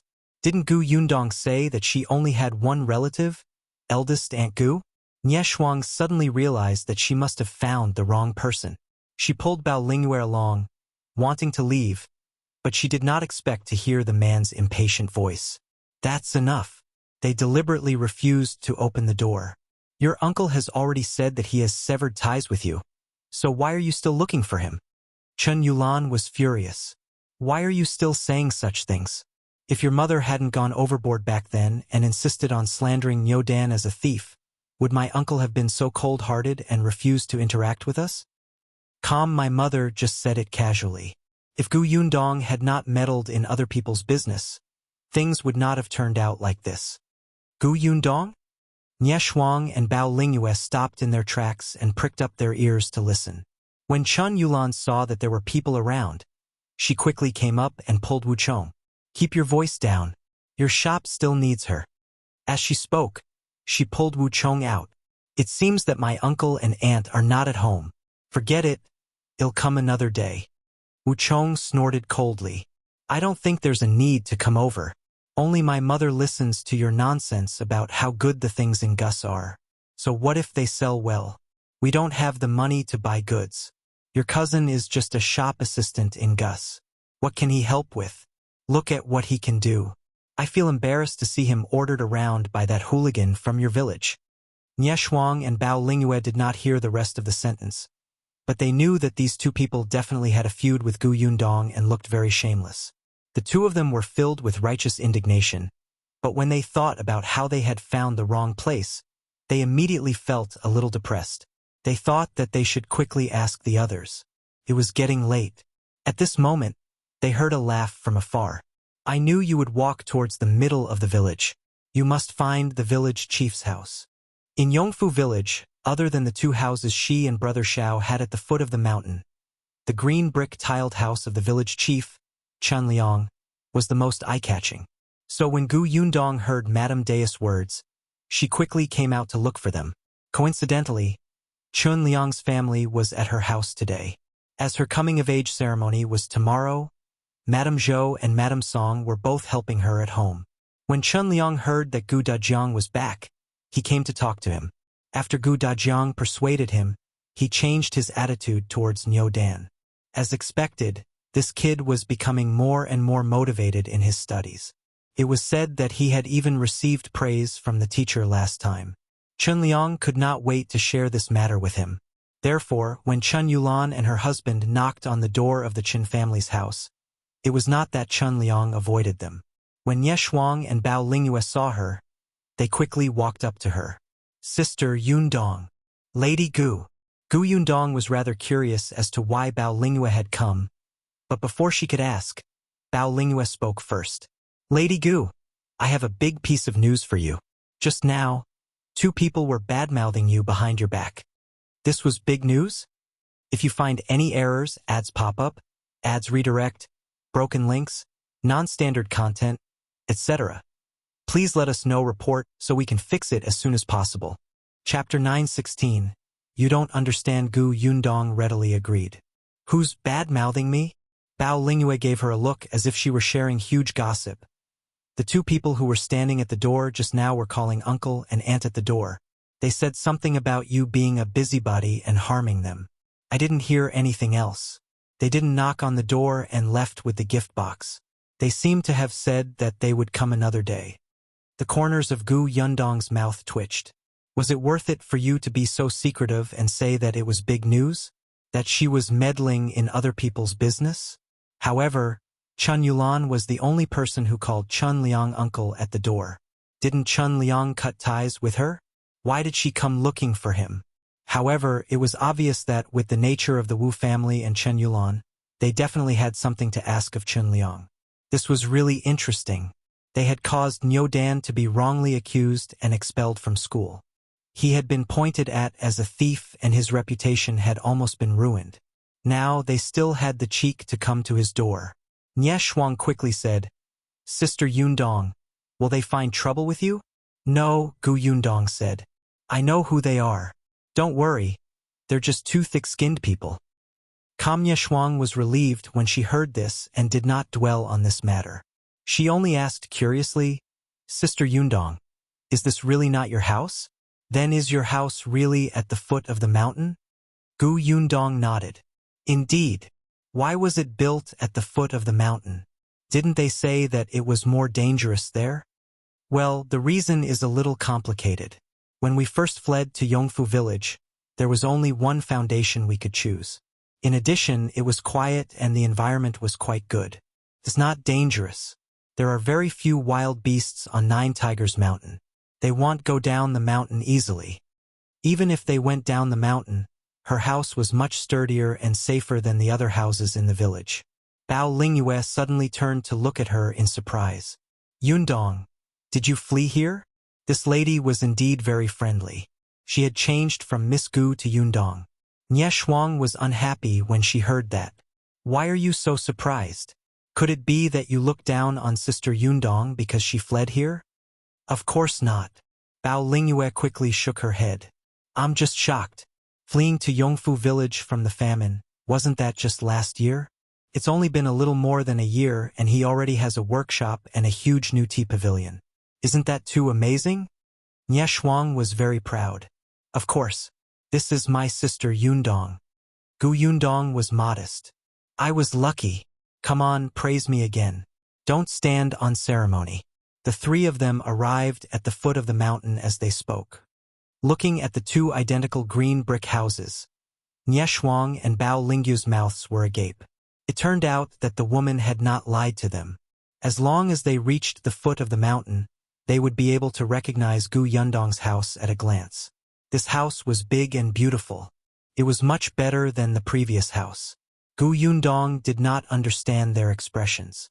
Although this house is very beautiful, it's not to that extent, right? The Nie family's and Bao family's houses are bigger than both houses. There are carved trees, painted buildings, fake mountains, and lotus ponds. They're much better than this. You don't understand. You don't understand. The two of them shook their heads in unison. The main reason was that this house was in the village and was surrounded by low mud houses. Suddenly, two identical houses stood in front of them. The visual shock was completely different. Moreover, this house looked different from ordinary green brick houses. It looked energetic. If you find any errors, ads pop up, ads redirect, broken links, non-standard content, etc., please let us know report so we can fix it as soon as possible. Chapter 9:17. The difficult Madame Zhou energetic? Can the house be described as energetic? Gu Yundong exhaled and led them through the door. The Gu family was very lively. Everyone took Gu Yundong's coming-of-age ceremony very seriously. Not only did Chen Liang's family come to help, but the Shi couple and Lan Huar also came. Dong Shilan also brought the children. Gu Yundong had not thought of inviting Madame Dai and Nie Shuang. After all, she had almost forgotten that she was about to become an adult. Moreover, the coming-of-age ceremony was held in Yongfu village. Madame Dai and the rest were in the prefectural city. It would take an entire day to get to the county city by carriage. Not only was it a waste of time, but it was also tiring. But who would have thought that they would still come, and even bring along Bao Lingyue, a lady whom they had only met once. Gu Yundong had guessed that Bao Lingyue had a good relationship with Nie Shuang. After all, she could hear the familiarity in her tone when she spoke of Nie Shuang. However, Gu Yundong did not expect their relationship to be so good. According to Nie Shuang, she happened to bump into her when she and Madame Dai were about to set off. When she heard that they were coming to Yongfu village, she got into the carriage without a word and sent someone home to tell them that she was playing with Nie Shuang. It was said that she often went to the Nie family to look for Nie Shuang. The Bao family was already used to her. But of course, Gu Yundong was happy that they could come. She warmly welcomed them. Madame Dai arrived at the Gu house first and only had time to tell Gu Yundong about Nie Shuang and Bao Lingyue. Gu Yundong let Aunt Ke lead her into the house to rest while she went out to look for them. Now that the three of them had arrived, Gu Yundong introduced them to others. She did not mention Madame Dai's identity and only introduced the three of them as seniors and friends from the prefectural city. Nie Shuang immediately hugged her arm and added, "We're especially close friends." Although Chen Liang and the others did not know who they were, they could tell that the three of them were young ladies and madams of wealthy families. Their statuses in the prefecture capital were probably not low, especially Madame Dai. Chen Liang had seen the county magistrate's wife from afar in the county city before, but this Madame Dai looked even more imposing than the county magistrate's wife. He was a little restrained for a moment, and the others were even more so. Hence, after dinner, Mrs. Zhou secretly came to look for Gu Yundong. She was a little embarrassed to say that she would no longer be the main guest. Gu Yundong was stunned. Women's coming-of-age ceremony was usually attended by the witness, the host, the main guest, the director, the praiser, and so on. The host was her parents. Gu Yundong's first choice for the main guest, who was supposed to be a female senior with virtue, was Aunt Ku, but Aunt Ku rejected her as a widow. Gu Yundong had no choice but to look for Chen Liang's wife. The village chief's wife had the highest status in Yongfu village. Coupled with Gu Yundong's relationship with the Chen family, it was reasonable to invite Madame Zhou as an official guest. Madame Zhou was also very happy at that time, and she patted her chest excitedly and promised that there was no problem. The director was Dong Xiulan. The praiser was Lan Huar. The few of them were already prepared. Why did she suddenly quit? Madame Zhou had no choice. Yundong, I didn't do it on purpose. I just feel that it's more appropriate for you to let Madame Dai replace me. I'm especially nervous now. I just feel that it'll mess it up. At the thought of being the main guest in front of a noblewoman like Madame Dai, she felt that she could not comb Gu Yundong's hair during the ceremony. She felt that she would make a mistake. What if she couldn't even speak and Yundong's hair wasn't combed well? What if she embarrassed Yundong? Would Madame Dai laugh at Yundong? Would she look down on Yundong? If you find any errors, ads pop up, ads redirect, broken links, non-standard content, etc., please let us know report so we can fix it as soon as possible. Chapter 918. Qin Wenzheng's name is familiar furthermore.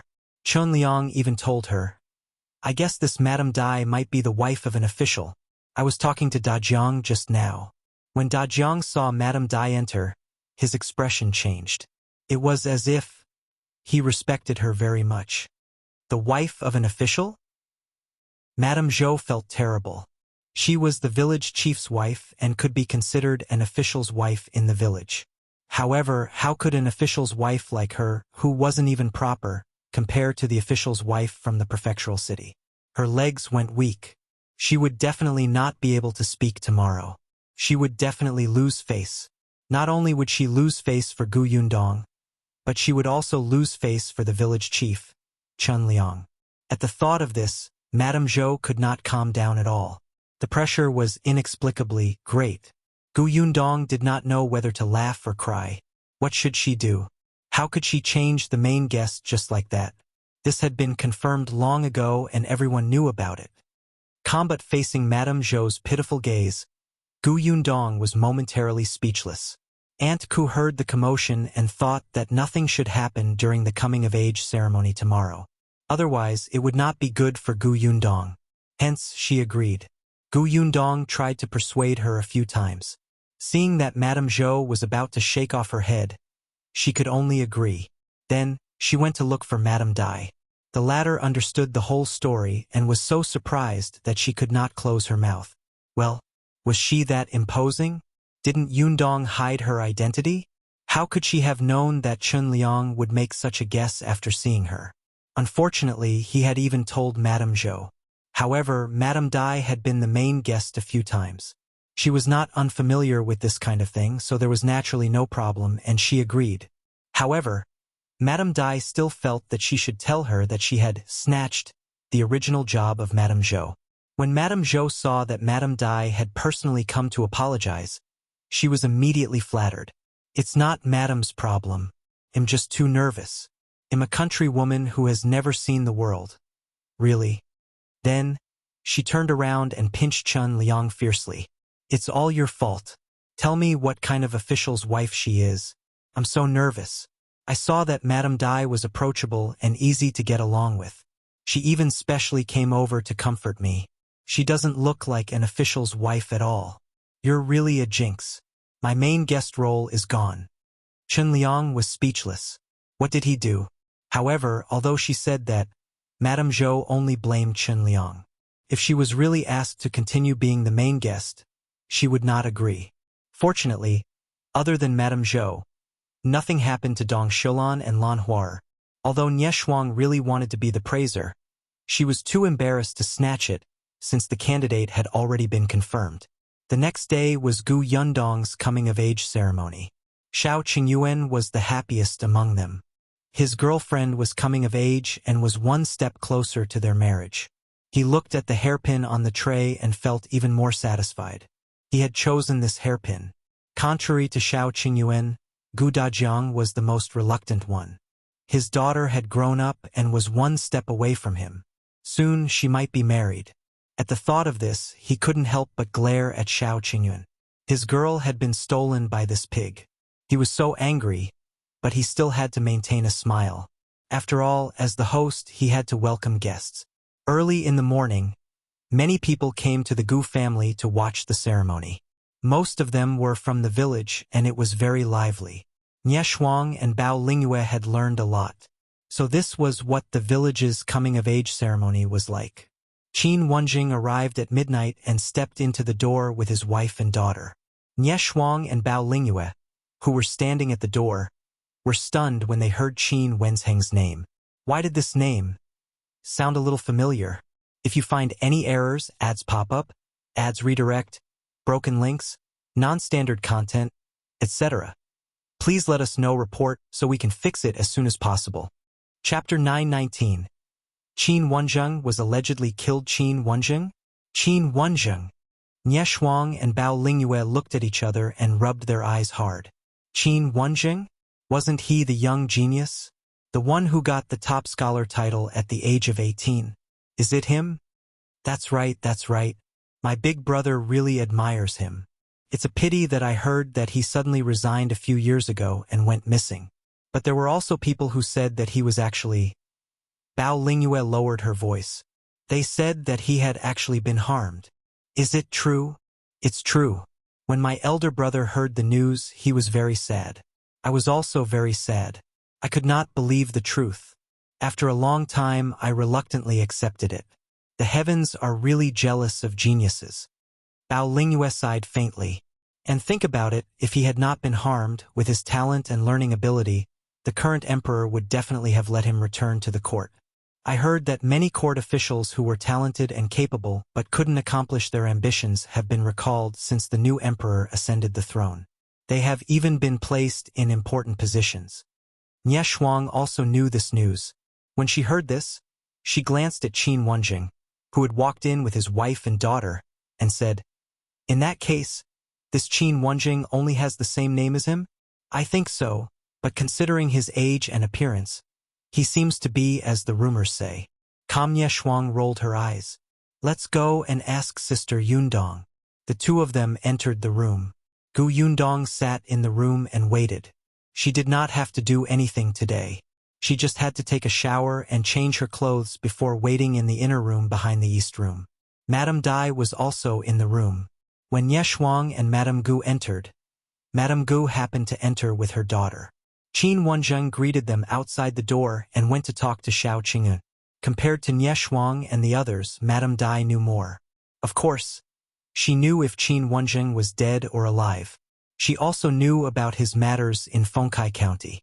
Previously, Qin Wenjing had even brought his wife and daughter to the Dai residence to visit her husband. So she knew Madame Gu. However, what she did not know was that Qin Wenjing actually knew the Gu family and had such a good relationship. Gu Yundong's coming-of-age ceremony was attended by his entire family. No one was left behind. She turned her gaze outside and happened to see Qin Wenjing talking excitedly with Xiao Qingyun. She was instantly enlightened. Could it be because the two of them were familiar? Coincidentally, Madame Gu was afraid that her daughter would come back dirty again after running out crazily. So she bid Madame Dai and Yundong farewell and hurriedly chased after her. She could not tell how familiar the two of them were. Therefore, after Madame Gu left, Madame Dai asked curiously, "Yundong, is Mr. Qin Wenjing very familiar with that young Master Xiao?" Thinking about it, she felt that it was possible. Her son had a high evaluation of Xiao Qingyuan, who seemed to be a good talent. Therefore, be it Dai Wenhua or Qin Wenjing, they could become friends with him. For Xiao Qingyuan's sake, it was reasonable for Qin Wenjing to attend Gu Yundong's ceremony.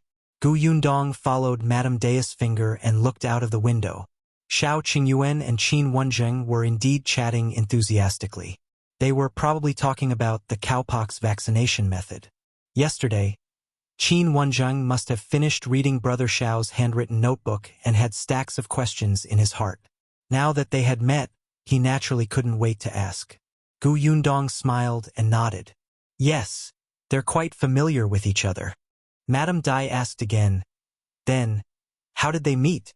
If you find any errors, ads pop up, ads redirect, broken links, non-standard content, etc., please let us know. Report so we can fix it as soon as possible. Chapter 920. No, I reject. As far as she knew, although Qin Wenjing looked easy to get along with, he actually had a line in his heart. He had always kept a certain distance from others and was not so easy to get along with. Not to mention looking so enthusiastic. Looking at the way he spoke to Xiao Qingyuan, she felt that Xiao Qingyuan was the cold and distant person. Qin Wenzheng's impression in her mind was somehow changed, making her find it unbelievable. Yundong thought about it. How did they meet? She remembered. Qin Wenzheng seems to like to eat wild animals. Brother Xiao brought Lu Wei into the mountains to hunt 2 roe deers and gave them to him. That's probably it. Lu Wei also came early in the morning, but he liked fun. The moment he arrived, he brought the children out to play. Madame Dai was enlightened. So that was the case. She had heard from her son that Xiao Qingyuan often went deep into the mountains and even brought him in to hunt. So it was not strange. Nie Shuang and Bao Lingyue, who had yet to speak, were shocked when they heard their conversation. Auntie, is the Mr. Qin you're talking about the one outside the door? The 18-year-old top scholar? Yes, that's him. Nie Shuang and Bao Lingyue looked at each other and silently looked at Qin Wenzheng, who was speaking at the door, and sucked in a cold breath. Alive. This was Qin Wenzheng in the flesh. Today, at this moment at Gu Yundong's house, at Gu Yundong's coming-of-age ceremony, they actually saw the 18-year-old young genius. Excitement, thrill, and an uncontrollable urge to go forward. Bao Lingyue grabbed Nie Shuang's hand tightly and said, "If I tell Big Brother that Qin Wenzheng is still alive, he will definitely be very happy. Oh my God. I actually saw Qin Wenzheng. I grew up listening to his stories. My brother must be especially envious of me. I have to go to him and tell him about it."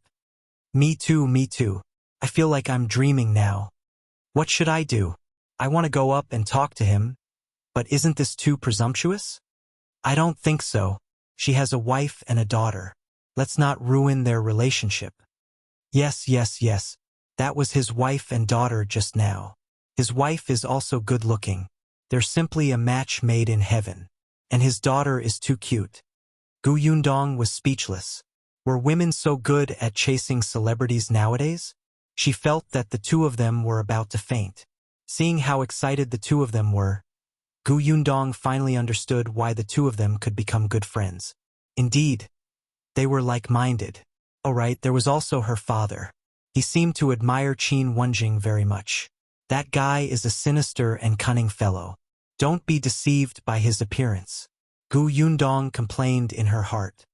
If not for the fact that she had to maintain her makeup that was done at the cost being dragged out of bed early in the morning, she really wanted to rush up and shake the two of them awake. However, very quickly, this fire of excitement consumed her. Nie Shuang grabbed her hand. Sister Yundong, we're good friends, right? That Mr. Qin is your fiancé's good friend, right? Then can you invite him, no, beg him to write a piece of calligraphy for me? And me. And me. Gu Yundong's expression was cold. Beg him? No, I reject. Seeing that she was unwilling, Madame Dai thought about Qin Wenzheng's personality and was unwilling to make things difficult for her. Hence, she gave the two of them a look. All right. Have you forgotten what day it is today? It's almost time. Don't delay, Yundong. If you find any errors, ads pop up, ads redirect, broken links, non-standard content, etc., please let us know, report, so we can fix it as soon as possible. Chapter 921. Coming-of-age ceremony. Although Nie Shuang and the others were a little disappointed, they still knew the severity of the matter and quickly shut up. Only then did Madame Dai say in a low voice, "If you really want to meet him, why don't you ask Mrs. Qin? Didn't you see her just now?" Nie Shuang said uncomfortably, "Well, it's not good, right? After all, we're not familiar with Mrs. Qin." Bao Lingyue, who was standing at the side, nodded crazily. Although she was a friendly person, Mrs. Qin was Mr. Qin's wife. She felt that this was too abrupt. What if Mrs. Qin misunderstood them and thought that they had other intentions, and it would backfire? Madame Dai was speechless. Just as she was about to say something, Madame Gu entered. Behind her were Gu Yunke and Qin Anning. The two young girls held hands and had lollipops in their hands. They ran happily to Gu Yundong. "Wow, big sis, you're really good-looking today. You're the best." Gu Yundong pinched her little face. "You guys look good too." Sister Yundong, Aunt Ku said that it's time and asked us to inform you. Madame Dai stood up and said, That's right. That's right. It's time to go out. Nye Shuang Lingyue, don't just stand here. The coming-of-age ceremony has begun. Everyone quickly got up and went to their positions. When it was time, Gu Dajiang coughed lightly and said nervously, Today my daughter Gu Yundong will hold her coming-of-age ceremony. Thank you for coming. Now my daughter, Gu Yundong, will officially begin her coming-of-age ceremony. As soon as he finished speaking, he felt a lump in his throat. His daughter had really grown up. He thought back to when she was just born. Because of an accident, she was born prematurely and almost couldn't be saved. He didn't expect her to grow up in the blink of an eye. Gu Dajiang couldn't help but secretly exhale. Soon, Lan Huar walked forward, washed her hands, and took her place on the west step. Then, Gu Yundong walked out and faced the south. She bowed to the guests and knelt on the witness seat. Then, Madame Dai got up and washed her hands. Dong Xiulan presented her with a handkerchief and a hairpin. Madame Dai walked to Gu Yundong and recited a congratulatory speech. Then, she combed Gu Yundong's hair and put the hairpin on it. After that, the ritual repeated 3 times. After the entire process, even Gu Yundong felt extremely tired. Aunt Ku was the one who arranged the coming-of-age ceremony. If it was a farmer's family, there would not be so many rules. But Aunt Ku felt that Gu Yundong's future would be limitless and she would soar into the sky. Naturally, her coming-of-age ceremony had to be grand. Be it Gu Dajiang or eldest Aunt Gu, they both agreed with this. For a woman, her coming-of-age ceremony was a very important day. If the conditions allowed, she naturally could not treat it casually. After the ceremony, Gu Yundong finally heaved a sigh of relief. Then, she sent the guests off with Gu Dajiang and Madame Yang. When most of them had left, she returned to her room. After resting for a while, she changed into a simple dress again. Just as she was about to go out, a few familiar voices came from outside. She focused slightly and quickly distinguished the voices. This was Nye Shuang and Bao Lingyue talking. However, the two of them only passed by Gu Yundong's room and quickly left. Hearing them mention Qin Wenzheng again, Gu Yundong raised her eyebrows. Could it be that they were really going to ask Qin Wenzheng for his calligraphy? She couldn't help but laugh. Go for it, fangirls. If you find any errors, ads pop up, ads redirect, broken links, non-standard content, etc., please let us know report so we can fix it as soon as possible. Chapter 922. Don't do such a demeaning thing, however. While the fangirls were excited and their eyes were filled with desire, they did not dare to go forward and talk to Qin Wenzheng, let alone ask him for calligraphy or paintings. The two of them could only hide in a corner and look in Qin Wenzheng's direction, muttering softly. When Lu Wei came over, he happened to see them putting their heads against each other, looking sneaky. Could these two people be plotting something? Were they trying to do something bad during Gu Yundong's coming-of-age ceremony? Lu Wei recalled the last time he went to the Wang family's banquet with his elder sister. Those women had put on a big show that made him gasp in amazement. He completely understood what it meant to scheme. His sister had told him that these women from the big families fought all day long and liked to make a fuss on such big days. Wasn't today Gu Yundong's big day? These two women said that they were Gu Yundong's friends, but he knew that Gu Yundong had never invited them. They had come uninvited. Lu Wei's expression instantly became serious. He quietly leaned toward them and listened. Then, he heard their nervous and suppressed voices. Master Qin is indeed a talented man. No wonder the late emperor wanted him to be a royal prince. I want to ask him for a piece of calligraphy. Really, I only want one. I have no regrets in this life. I don't dare to go forward. I don't dare either. It's not easy for me to meet him in person. Why can't I take a step forward? Lu Wei understood and immediately came to a realization. He knew that Qin Wenzheng was very popular, especially among women. It was said that when he was the top scholar and rode on a horse to travel the streets, more than half of the women in the capital had thrown flower handkerchiefs and pouches at him. They could even smash Qin Wenzheng until his entire body was covered in bags. Unexpectedly, other than the capital, he even described as divine in cities where he had never been seen, making the women even crazier. The two people in front of him were, "You want Qin Wenzheng's collection?" Lu Wei's sudden voice caused Nieshuang and Bao Lingyue to be stunned for a moment before they turned their heads around. Nieshuang naturally knew Lu Wei. The last time Gu Yundong's shop opened for business, Lu Wei drank a large cup of pearl milk tea and left a deep impression on her. Later on, they met twice in the prefecture capital's Jinsho restaurant. Now that she heard this question, she immediately remembered. Previously, Sister Yundong had said that Qin Wenzheng and Xiao Qingyuan knew each other. It seemed to be this young Master Lu who pulled the strings. In that case, Lu Wei was also very familiar with Mr. Qin. Nie Shuang quickly said, "Can you help us get two?" "Sure. Just you wait." Lu Wei was very generous and agreed immediately. The two of them looked at him gratefully. Lu Wei tidied his hair and immediately walked towards Qin Wenzheng. However, not long after, he returned with a dejected expression. "Didn't it work?" Nie Shuang asked. Lu Wei nodded and sighed. "Brother Qin is not willing." Sigh. Bao Lingyue was very disappointed. Nie Shuang, on the other hand, looked at Lu Wei in surprise. She didn't expect this young master of the Lu family to admit it so straightforwardly. Didn't men usually care about their face? Why didn't he make up for it at this time? Bao Lingyue suddenly thought of something and quickly said, "Isn't young Master Xiao familiar with Lord Qin? You are also familiar with young Master Xiao. Why don't you ask young Master Xiao for help?" Lu Wei looked up and glanced at her. Xiao Qingyuan wouldn't do such a demeaning thing. If you find any errors, ads pop up, ads redirect, broken links, non-standard content, etc., please let us know report so we can fix it as soon as possible. Chapter 923. Sister Yundong, be euphemistic Bao Lingyue. Nie Shuang. Are you scolding us or yourself? But soon Lu Wei's eyes lit up. Yes, we can look for Gu Yundong. She must have a way.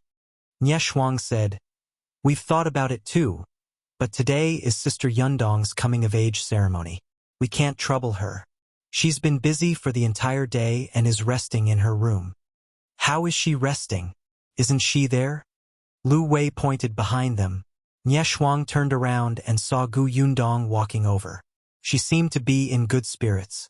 Nie Shuang and Bao Lingyue looked at each other and hurried forward. They grabbed Gu Yundong's arms from both sides. "Sister Yundong," Gu Yundong shuddered. "Speak properly." "Calm, Sister Yundong. We want Mr. Qin's calligraphy and paintings.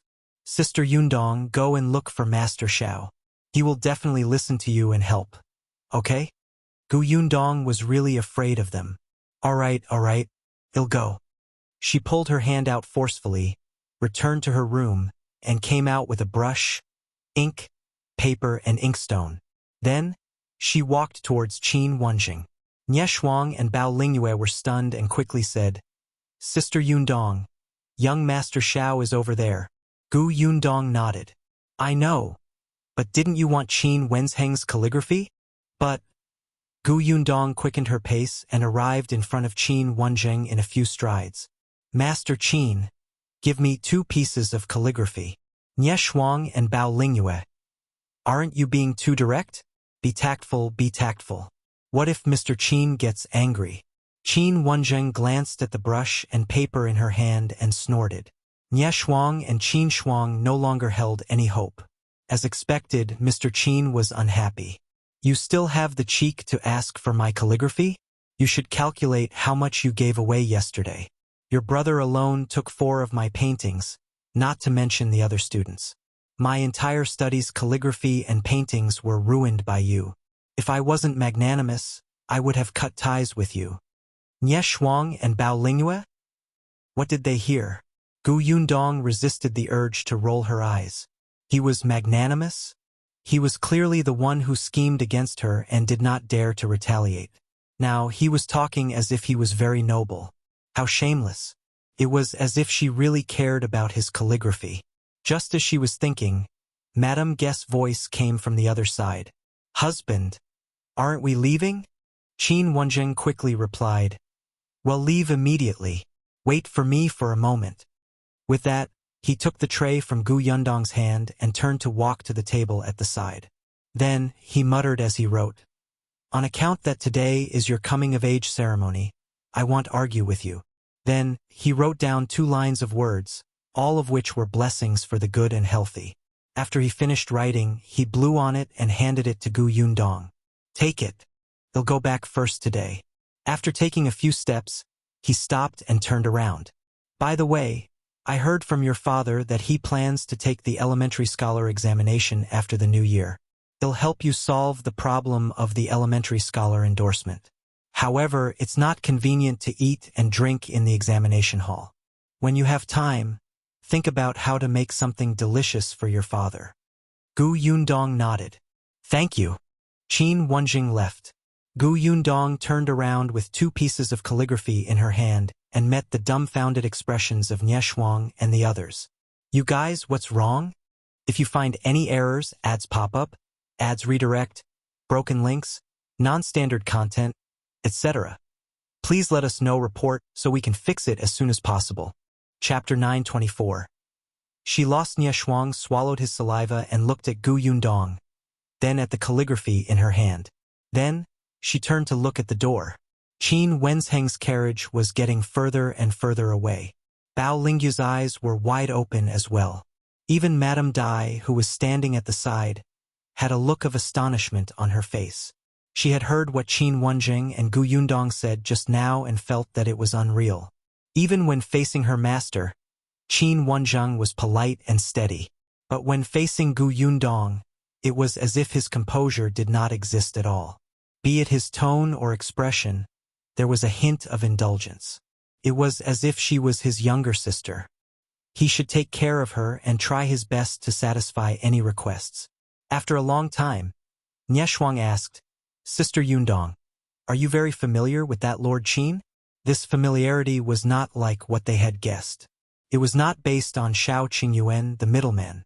Gu Yundong nodded naturally and asked, "Will he come to my coming-of-age ceremony if he's not familiar with me?"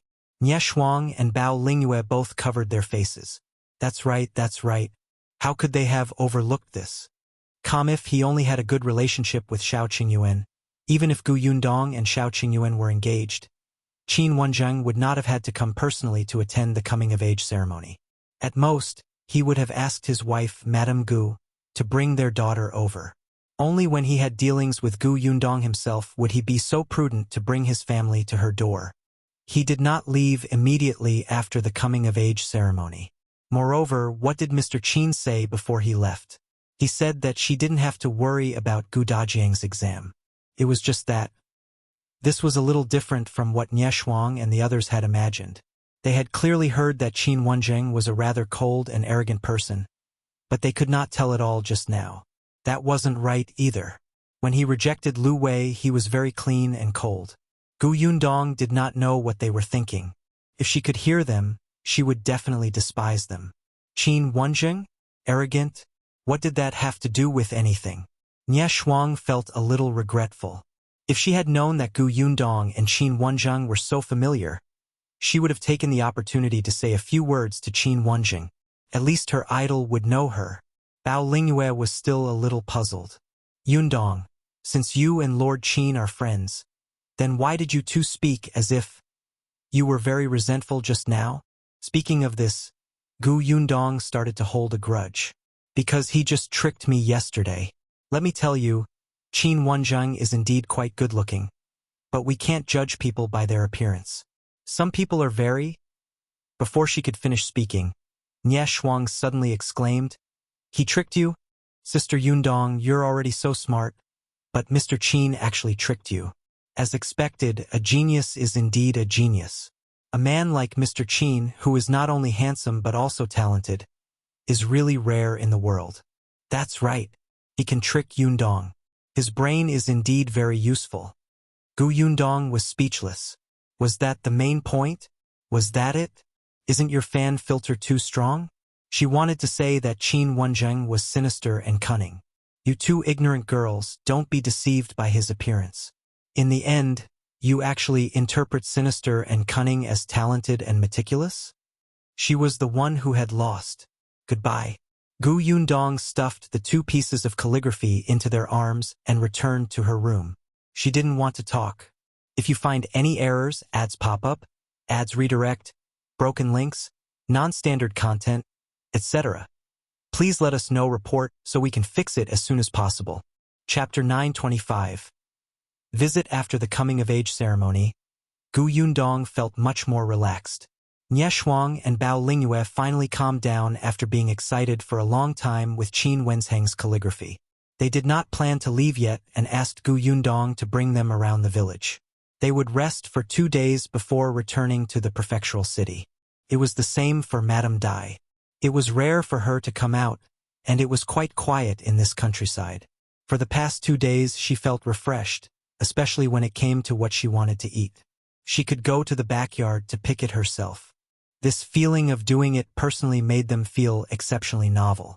As for Gu Dajiang, he didn't dare to slack off at all because he had to take the preparation scholar exam in February.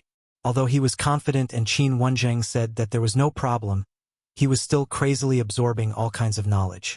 Therefore, he still had to return to the prefecture capital's Tianhai Academy. On the other hand, Madame Yang and Kiki stayed behind. It would be the new year in a month or so. There was no need to travel back and forth on such cold days. Gu Dajiang would have felt sorry for them. Therefore, on the morning of the 2nd day of the coming-of-age ceremony, only Gu Dajiang, who was going to continue studying at Tianhai Academy, and Gu Dafeng, who was going back to take care of Bianhan, left the Gu family.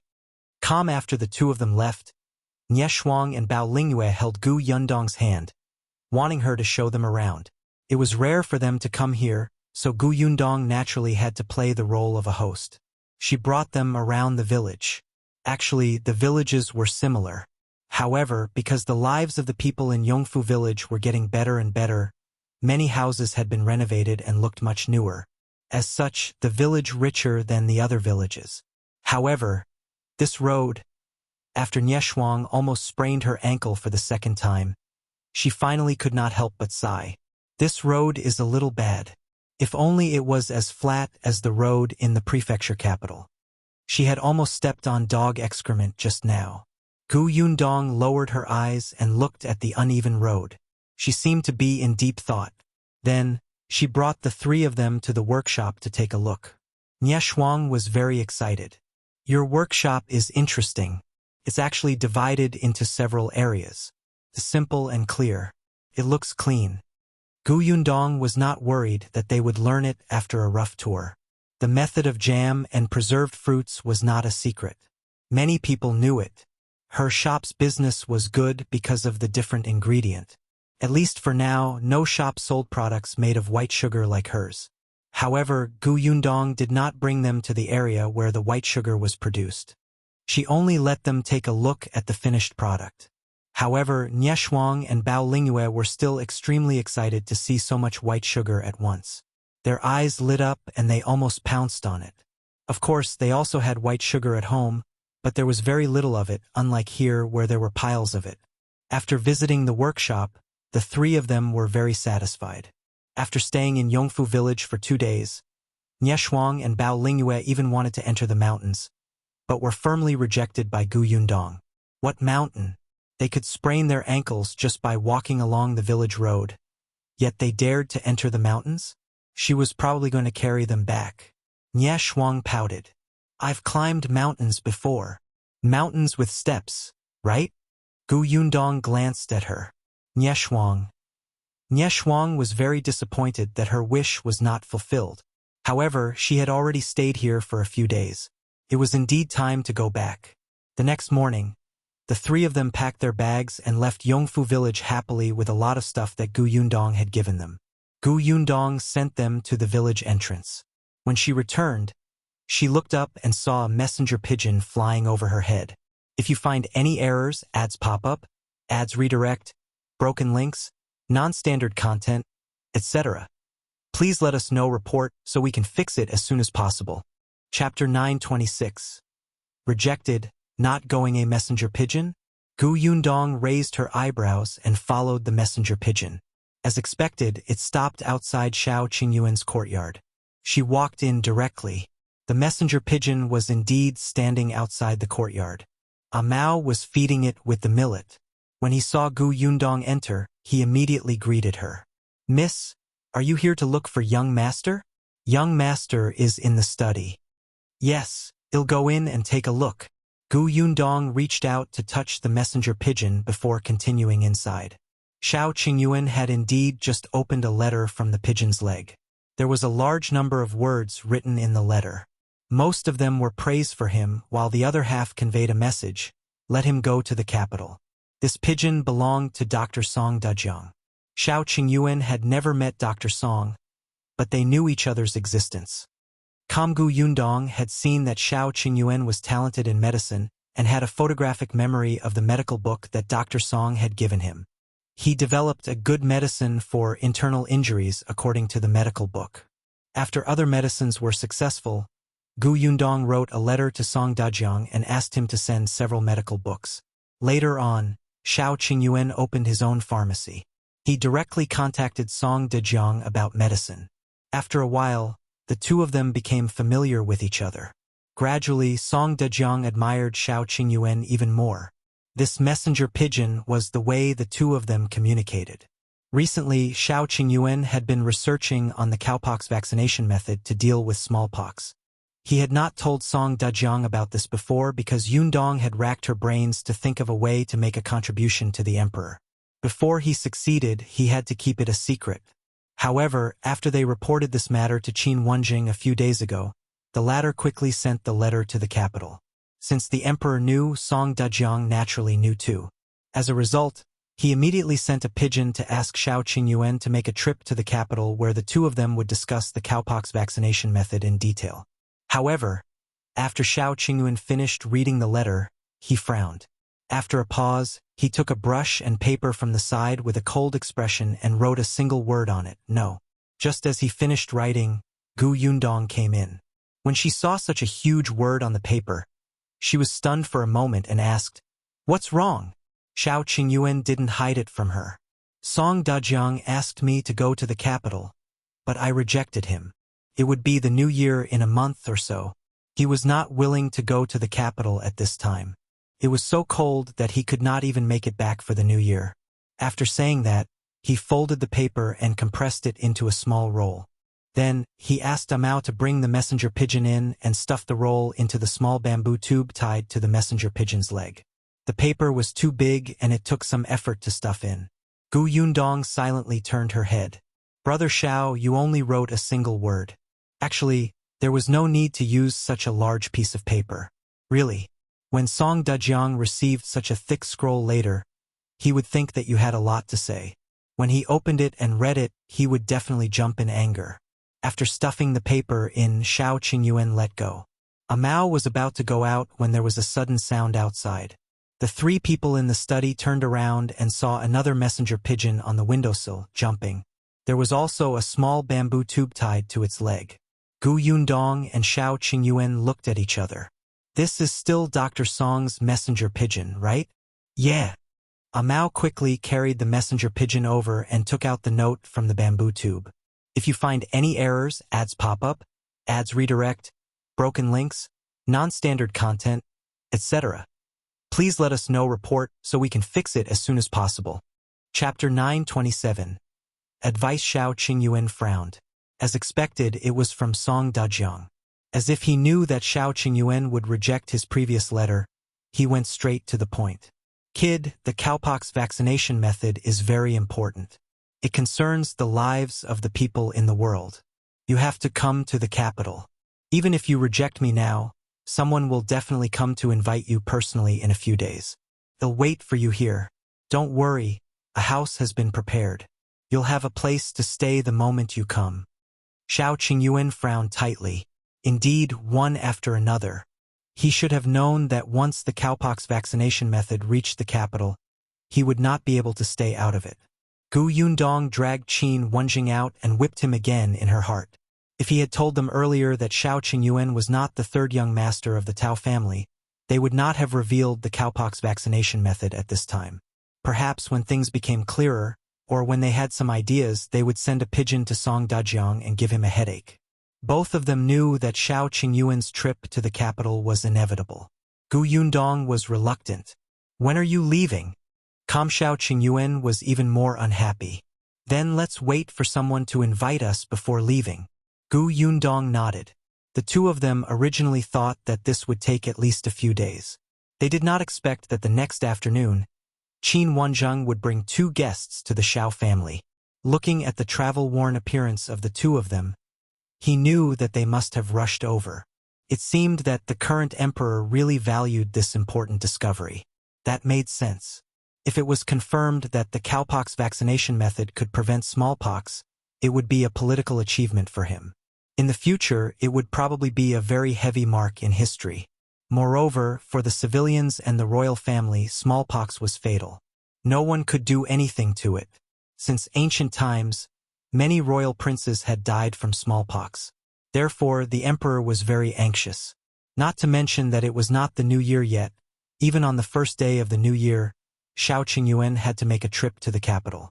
Gu Yundong had no choice but to prepare Xiao Qingyuan's luggage. Gu Yundong did not know how long this trip would take. For a moment, she wanted to go with them. The atmosphere between the two of them was a little silent. Qin Wenzheng couldn't help but touch his nose and say softly, "Don't worry, it definitely won't be long. Although it's a long way to the capital, hasn't Xiao Qingyuan already succeeded? As long as he explains what he knows clearly, those imperial physicians will be busy with the rest." Gu Yundong could not help but glare at him again. Then, she turned around and continued packing Xiao Qingyuan's things. She prepared a lot of food for him and reminded him worriedly, "When you're outside, don't eat anything random, especially those hard and stiff steamed buns. Don't eat them. It's not good for your stomach. Even in the wild, you should at least heat them with fire and eat them when they're hot." Xiao Qingyuan looked at her back and felt like his wife was helping him pack his things when he was going out. Hearing her voice, even his heart felt warm. "Also, you have to be careful. Bring your bow, arrow, and dagger with you. Didn't you get some poison and knockout powder? Remember to keep it well. If you encounter someone with good martial arts, fight if you can. If you can't, use the poison. If the poison doesn't work, escape quickly. In short, your life is most important." Qin Wenzheng couldn't stand it anymore. They were only going to the capital, not to participate in the martial arts conference. Shaking his head, he quickly left. If you find any errors, ads pop up, ads redirect, broken links, non-standard content, etc., please let us know. Report so we can fix it as soon as possible. Chapter 928. Let's get married. As soon as Qin Wenzheng left, Xiao Qingyuan went forward and hugged Gu Yundong from behind. "Don't worry, I'll take good care of myself. You too. Wait for me at home. If you encounter anything that you can't resolve, look for Qin Wenzheng. I'll take care of myself and come back as soon as possible. Also, the capital is big and has many good things. I'll also ask around to see if there's any news of Bai Muzi." Gu Yundong lowered her head slightly and hummed. "There are many high-ranking officials and nobles in the capital, and the waters are very deep. I wonder if anyone will find trouble with you. However, Qin Wenzheng will definitely make arrangements for this. You don't talk much, but you still have to build a good relationship with the two people who escort you along the way. Ask more about the situation in the capital. You have to know what to do."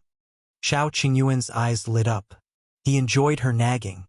In the past, he really didn't talk much and almost didn't interact with anyone. Now he had changed. He had someone he cared about and he had opened a shop. As long as he was willing, basic socializing weren't difficult for him. Also, Gu Yundong suddenly became fierce as she spoke. "I heard that the women in the capital are very bold. When they meet a good-looking man, they can't help but give him a pouch or a handkerchief. There are also those who are shrewish and snatch others. You have to protect yourself, understand? You're not allowed to flirt with anyone." Qin Wenzheng was an example. How popular was he back then? It was said that he even had a few bumps because of the pouches that were thrown at him. In her heart, Xiao Qingyuan was much more handsome than Qin Wenzheng and was very eye-catching. Xiao Qingyuan turned her around, held her face, and kissed her heavily. His eyes were filled with smiles. Okay. Kamgu Yundong pursed her lips and could not help but laugh. By the time he was done packing, Xiao Qingyuan had 2 big bags. He did not know what Gu Yundong had stuffed into them, but they were bulging. One could tell that it was a lot. Gu Yundong thought that it was too little. It was a pity that he did not have a spatial storage. Otherwise, she would not have to work so hard. After everything was prepared, the few of them rested in the Xiao house for the night. The next morning, Xiao Qingyuan brought a Mao and left with the people from the capital. The Gu and Zheng families had woken up early to send him off. Even Kiki was rubbing her eyes in Madame Yang's arms. She waved at Xiao Qingyuan and said in a childish voice, "Brother Xiao, have a safe trip. Kiki will miss you." Xiao Qingyuan nodded and scanned everyone's faces. Finally, his eyes landed on Gu Yundong. "I'll be back as soon as possible." Gu Yundong nodded. Xiao Qingyuan took a deep breath and did not say anything else. He led the horse to the entrance of the village. The rest of the Gu family sent them off at the entrance, but Gu Yundong walked a few more steps and only stopped at the village entrance. Seeing that Xiao Qingyuan was about to mount his horse, she suddenly said, "Wait." Xiao Qingyuan was stunned and came back. "What's wrong?" Gu Yundong looked behind him. A Mao was a sensible person. The other 2 also understood and immediately retreated a distance, leaving them alone. However, one of them reminded him, "Young Master Xiao, make it short. We have to set off as soon as possible." Xiao Qingyuan nodded. "Got it." After the 3 of them were far away, Gu Yundong took a deep breath and looked up at him with a smile. "When you come back from the capital, we'll get married." Xiao Qingyuan widened his eyes and looked at her in disbelief. What did you just say? If you find any errors, ads pop up, ads redirect, broken links, non-standard content, etc. Please let us know report so we can fix it as soon as possible. Chapter 929. Something's wrong. Gu Yundong pursed her lips and repeated, "When you come back, we'll get married." "All right." Xiao Qingyuan's eyes seemed to be emitting light. It was so intense that it almost swallowed Gu Yundong. He reached out and hugged her tightly. "This is what you said. Don't go back on your word. They'll come back as soon as possible." "Okay. Be careful." A Mao who was far away widened his eyes, quickly split up. It was fine if they were hugging at home, but this was outside and it was in the village. There were people coming and going at the entrance of the village. You would probably be drowned by saliva. He quickly turned his head to look left and right. Fortunately, other than the 2 guards beside him, no one else passed by. However, the 2 guards were also shocked. Xiao Qingyuan and Gu Yundong quickly separated. He no longer hesitated and suddenly turned around to jump on the horse. "Let's go." Calm after saying that, he shook the reins first and the horse raised its hooves and rushed out. The 3 people behind him were stunned and hurriedly got on their horses to chase after him. Why was he suddenly so eager to leave? Wasn't he reluctant to leave just now? Gu Yundong was still standing at the entrance of the village, watching the few of them walk further and further away until they completely disappeared. After a long time, there were already villagers walking back and forth around her. They even greeted her. Only then did Gu Yundong move her stiff body and turn to walk into the village. She was still not used to returning to the Gu house.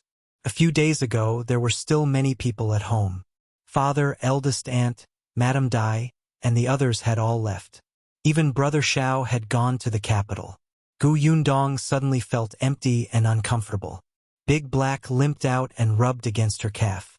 Gu Yundong reached out and patted its head. "You're quite energetic now. You're wild every day. But you have to stay at home for the next period of time. Brother Xiao has gone to the capital, and no one will bring you into the mountains to play." Big Black wasn't used to coming to Yongfu village at first.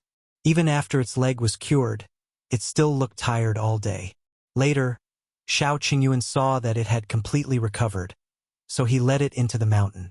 After returning, it was very excited and wanted to run into the mountains every other day. Xiao Qingyuan didn't have that much time and could only bring it there occasionally.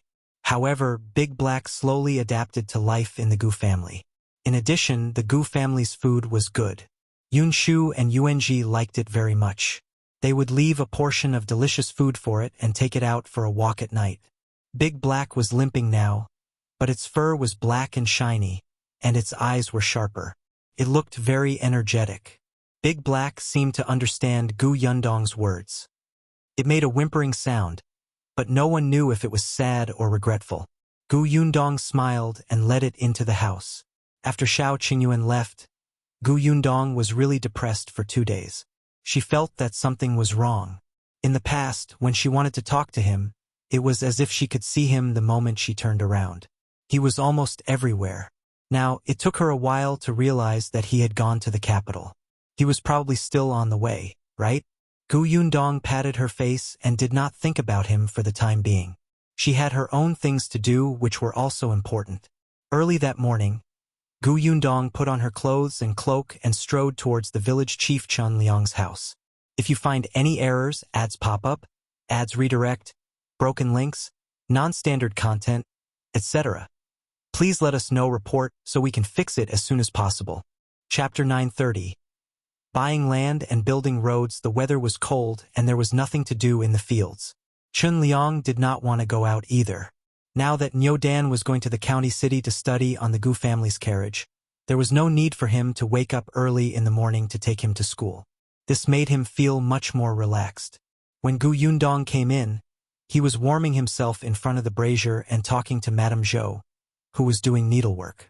Hearing the sound, Madame Zhou hurriedly stood up and came out to welcome her. Yundong, why are you here at this time? Come in quickly. It's cold outside. Come and warm yourself by the fire. Gu Yundong smiled and sat opposite Chen Liang. Madame Zhou poured her a cup of hot tea, and she placed it in her palm. I'm here to see Uncle Chen. I have something to discuss with him. What is it? Tell me. I want to buy some land at the foot of our mountain. Uncle Chen was stunned. Your house isn't big enough. Gu Yundong smiled. Of course not. Uncle Chen, you also know that I've found my aunt. Their household registration has already been moved to Yongfu village. It's just that they came late, unlike back then when we could directly be given land. So if we want to build a house, we have to buy some land, right? Chen Liang nodded. That's true. There's also my uncle. Although I haven't found him, I want to buy some land first. It'll be convenient for us to be neighbors in the future. Alright, Shinsidian wants to buy a piece too. The land she wants is next door to the Zheng family's house. It's not very big. Shinsidian made a few large embroidery pieces and Gu Yundong brought them to the prefectural city to sell. Their price was quite beautiful. Hence, she had some savings now. She had the money to build a house.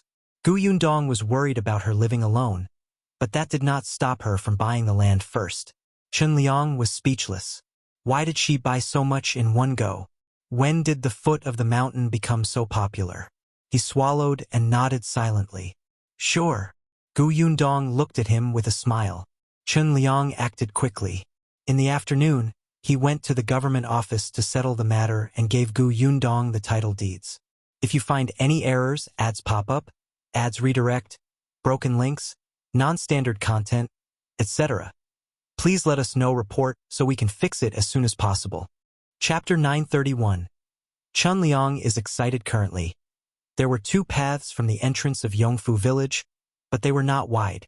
In particular, there was a stretch of road that was especially difficult to travel on. There was a small uphill and it was narrow.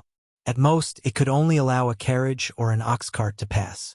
The workshop needed a lot of fruit now. Every time they transported fruits, they had to move carefully. She had learned that the carriages could pass through that road, but if they tied a basket on both sides of the carriage, it would not be able to pass. Moreover, the things in the carriage fell easily. Once they fell, they would be snatched back by the children in the village and dispersed. Every time the fruits were transported back to the village, it was when the children were the happiest. Everyone followed behind and stared eagerly, hoping that the fruits would fall to the ground. There were also villagers who were very dissatisfied with the fact that the Gu family's carriages and carts often passed by their houses. They said that the horses peed on the ground and the stench was overwhelming. Of course, these people did not dare to say it in front of her, but they muttered behind her back, making Father Tong, who often drove the carriage, furious. His horses did not poop or pee in front of other people's houses at all. This was slander. But no one believed him. So even if Gu Yundong wanted to build this road, there was nothing she could do. She could not tear down someone else's house and widen the road, right? Chen Liang also felt that it made sense. He nodded and said, "It's indeed not suitable. Calm. If you build the road from the Gu family's workshop to the village, how do you plan to do it?" Chen Liang asked. Gu Yundong had considered this and discussed it with Tong Ping and the others. The Gu family's workshop is also at the foot of the mountain. I want to build it straight. However, in this case we either have to pass through 2 fields or pass through the He family's backyard. I'm wondering if I can negotiate with the He family. Madame Zhou found it strange. Why didn't you choose those 2 fields? Gu Yundong did not say anything. Chen Liang glanced at her and said, "Think about who owns those 2 plots of land. The Li family." That's right. Compared to the Li family, who had a grudge against Shao Qingyuan, the He family was naturally the more suitable choice. Most importantly, the He family was poor. Their house was quite dilapidated, and there were not many fruits and vegetables planted in the courtyard. If she were to offer appropriate compensation, the other party might agree. As far as Madame Zhou knew, the He family was still relatively easy to talk to. If a road was built at their door, it would be extremely convenient for their family. Chen Liang took a sip of tea and nodded after a moment of silence. "All right, I'll talk to the He family.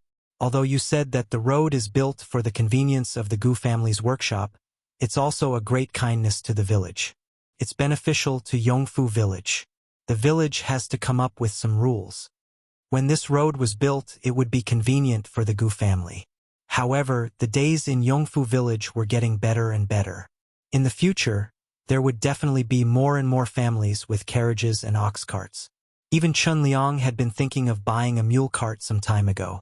If he bought it later, he would definitely have to take the main road to make it convenient. Chen Liang was very excited as he thought about it. Constructing a road? Yongfu village was about to have its own road. When he was the village chief, he was really too excited to be able to facilitate such a big event for the village. How about this? In the afternoon, he'll discuss with Sixth Grandfather and the others to see how to deal with this matter.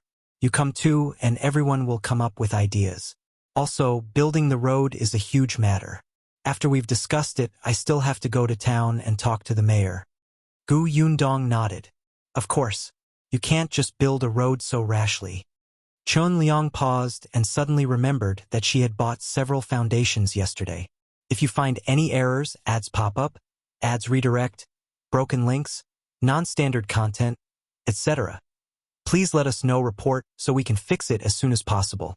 Chapter 932. You cunning girl. The way Chen Liang looked at Gu Yundong changed instantly. He pointed at her. "All right, you cunning girl." Gu Yundong looked innocent. "What's wrong with me? I didn't do anything." She smiled and stood up. "Then I'll have to trouble Uncle Chen for the rest. I'll go back first. Shall I wait for good news from Uncle Chen?" "Go, just go." Chen Liang was a little vexed and did not want to see her. The corners of Gu Yundong's mouth curled up slightly. She bade farewell to Madame Zhou and turned to leave the village chief's house. As soon as she left, Madame Zhou, who was confused, could not help but ask, "What did you mean just now? Why did you scold her out of the blue?" "When did I scold someone?" Chen Liang suddenly raised his head and asked in shock. "Who did he scold? Why didn't he have any impression of it?" Madame Zhou pointed at the door. "Didn't you just say that Yundong is very cunning? Isn't she cunning?" Chen Liang said. "She said that she wanted to build a road for the village today, but she bought a few pieces of foundation yesterday." Madame Zhou looked confused. Chen Liang felt even more vexed and could only explain, "Think about it. The road she mentioned is built from the foot of the mountain to the entrance of the village. It's the closest to those foundations. Just wait. When that road is built, if anyone wants to buy a foundation in the future, most of them will choose that area. If more people choose this, won't the price of the foundation increase?" Everyone in Yongfu village was living a good life now. As far as he knew, There were a few families who wanted to buy another piece of land to build a house because they had too many people in the house and couldn't expand it in their original location. Madame Zhou understood now and immediately clapped her hands. "Io, isn't that so? Husband, let's hurry up and buy a piece of land over there while everyone doesn't know about this. If you find any errors, ads pop up, ads redirect, broken links, non-standard content, etc. Please let us know report so we can fix it as soon as possible." Chapter 933. The He family's request. It was a big deal to build roads in the village. Liang was the village chief, but he had to discuss it with the respected elders in the village. Other than the sixth grandfather, there were also a few families with great seniors. Everyone sat down and discussed this matter. When they heard that they were going to build a road for the village, these elders were all excited. There was nothing they did not agree to. Even if there were difficulties, it was fine. He just had to overcome them. The Gu family had already given them so much convenience. They could solve all the other small problems. Everyone reached an agreement without any objections. When Liang came out of the sixth grandfather's house, his face was slightly red. Without delay, he went to the He family's house again. The He family did not have a strong presence in Yongfu village because of their remote position. Although it was not at the foot of the mountain, it was at the edge.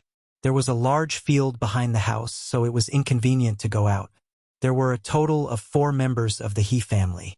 He Shanchuan and his wife had a few-year-old son and a mother. He was not in good health. She could only lie in bed for 2/3 of the year, especially when the weather was too hot or cold. She took medicine all year round, so the He family could not save money. Mrs. He could only stay at home to take care of her child and mother-in-law. Then, she would clean up at home, plant some vegetables, and do some embroidery work. Only He Shanchuan was busy with the work in the field. The family was diligent and managed to make ends meet, but they were really poor. When Liang came to explain the situation to the He family was stunned. Was he going to tear down their courtyard? Liang was afraid that they would misunderstand, so he hurriedly said, "Of course, it's not for free. The village will definitely compensate you. You can think about it carefully and see what you need. If it can be done, the village will definitely satisfy you. If it can't, well, think of another way." Liang had discussed with the elders that it was only right for the village to provide the compensation that the He family needed. He Shanchuan's family fell silent. Liang looked at the head of the family and said, "We also know that you can't bear to part with it. It's a pity to tear down this courtyard. However, it's a big matter in the village after all. I also hope that this road can be built. When the time comes, it'll be convenient for your family to go out. Of course, I won't force you. If you're really unwilling, we can expand the field to the side." "I agree." As soon as Liang finished speaking, He Shanchuan looked up. The rest of the He family looked at him in surprise. Liang's face immediately lit up. "You're really willing? Then what compensation do you want?" "I want a foundation at the foot of the mountain, Mr. He said. Liang was speechless. He looked at him strangely. He did not expect the guy to make such a request. "I don't need it to be too big. Just twice as big as this courtyard will be enough." Since it was compensation, this request was not too much. However, Liang was a little curious. "What do you want that foundation for? Your family has money to build a house now?" "No, but I can circle it out and plant some vegetables first. When there's money, I'll build it." Liang thought about it and agreed. "All right, I'll bring you the title deed later." After the He family was done, Liang left. He then went to the Gu house and told Gu Yundong about He Shanchuan's request. Gu Yundong was also a little surprised. She had no impression of the He family or He Shanchuan.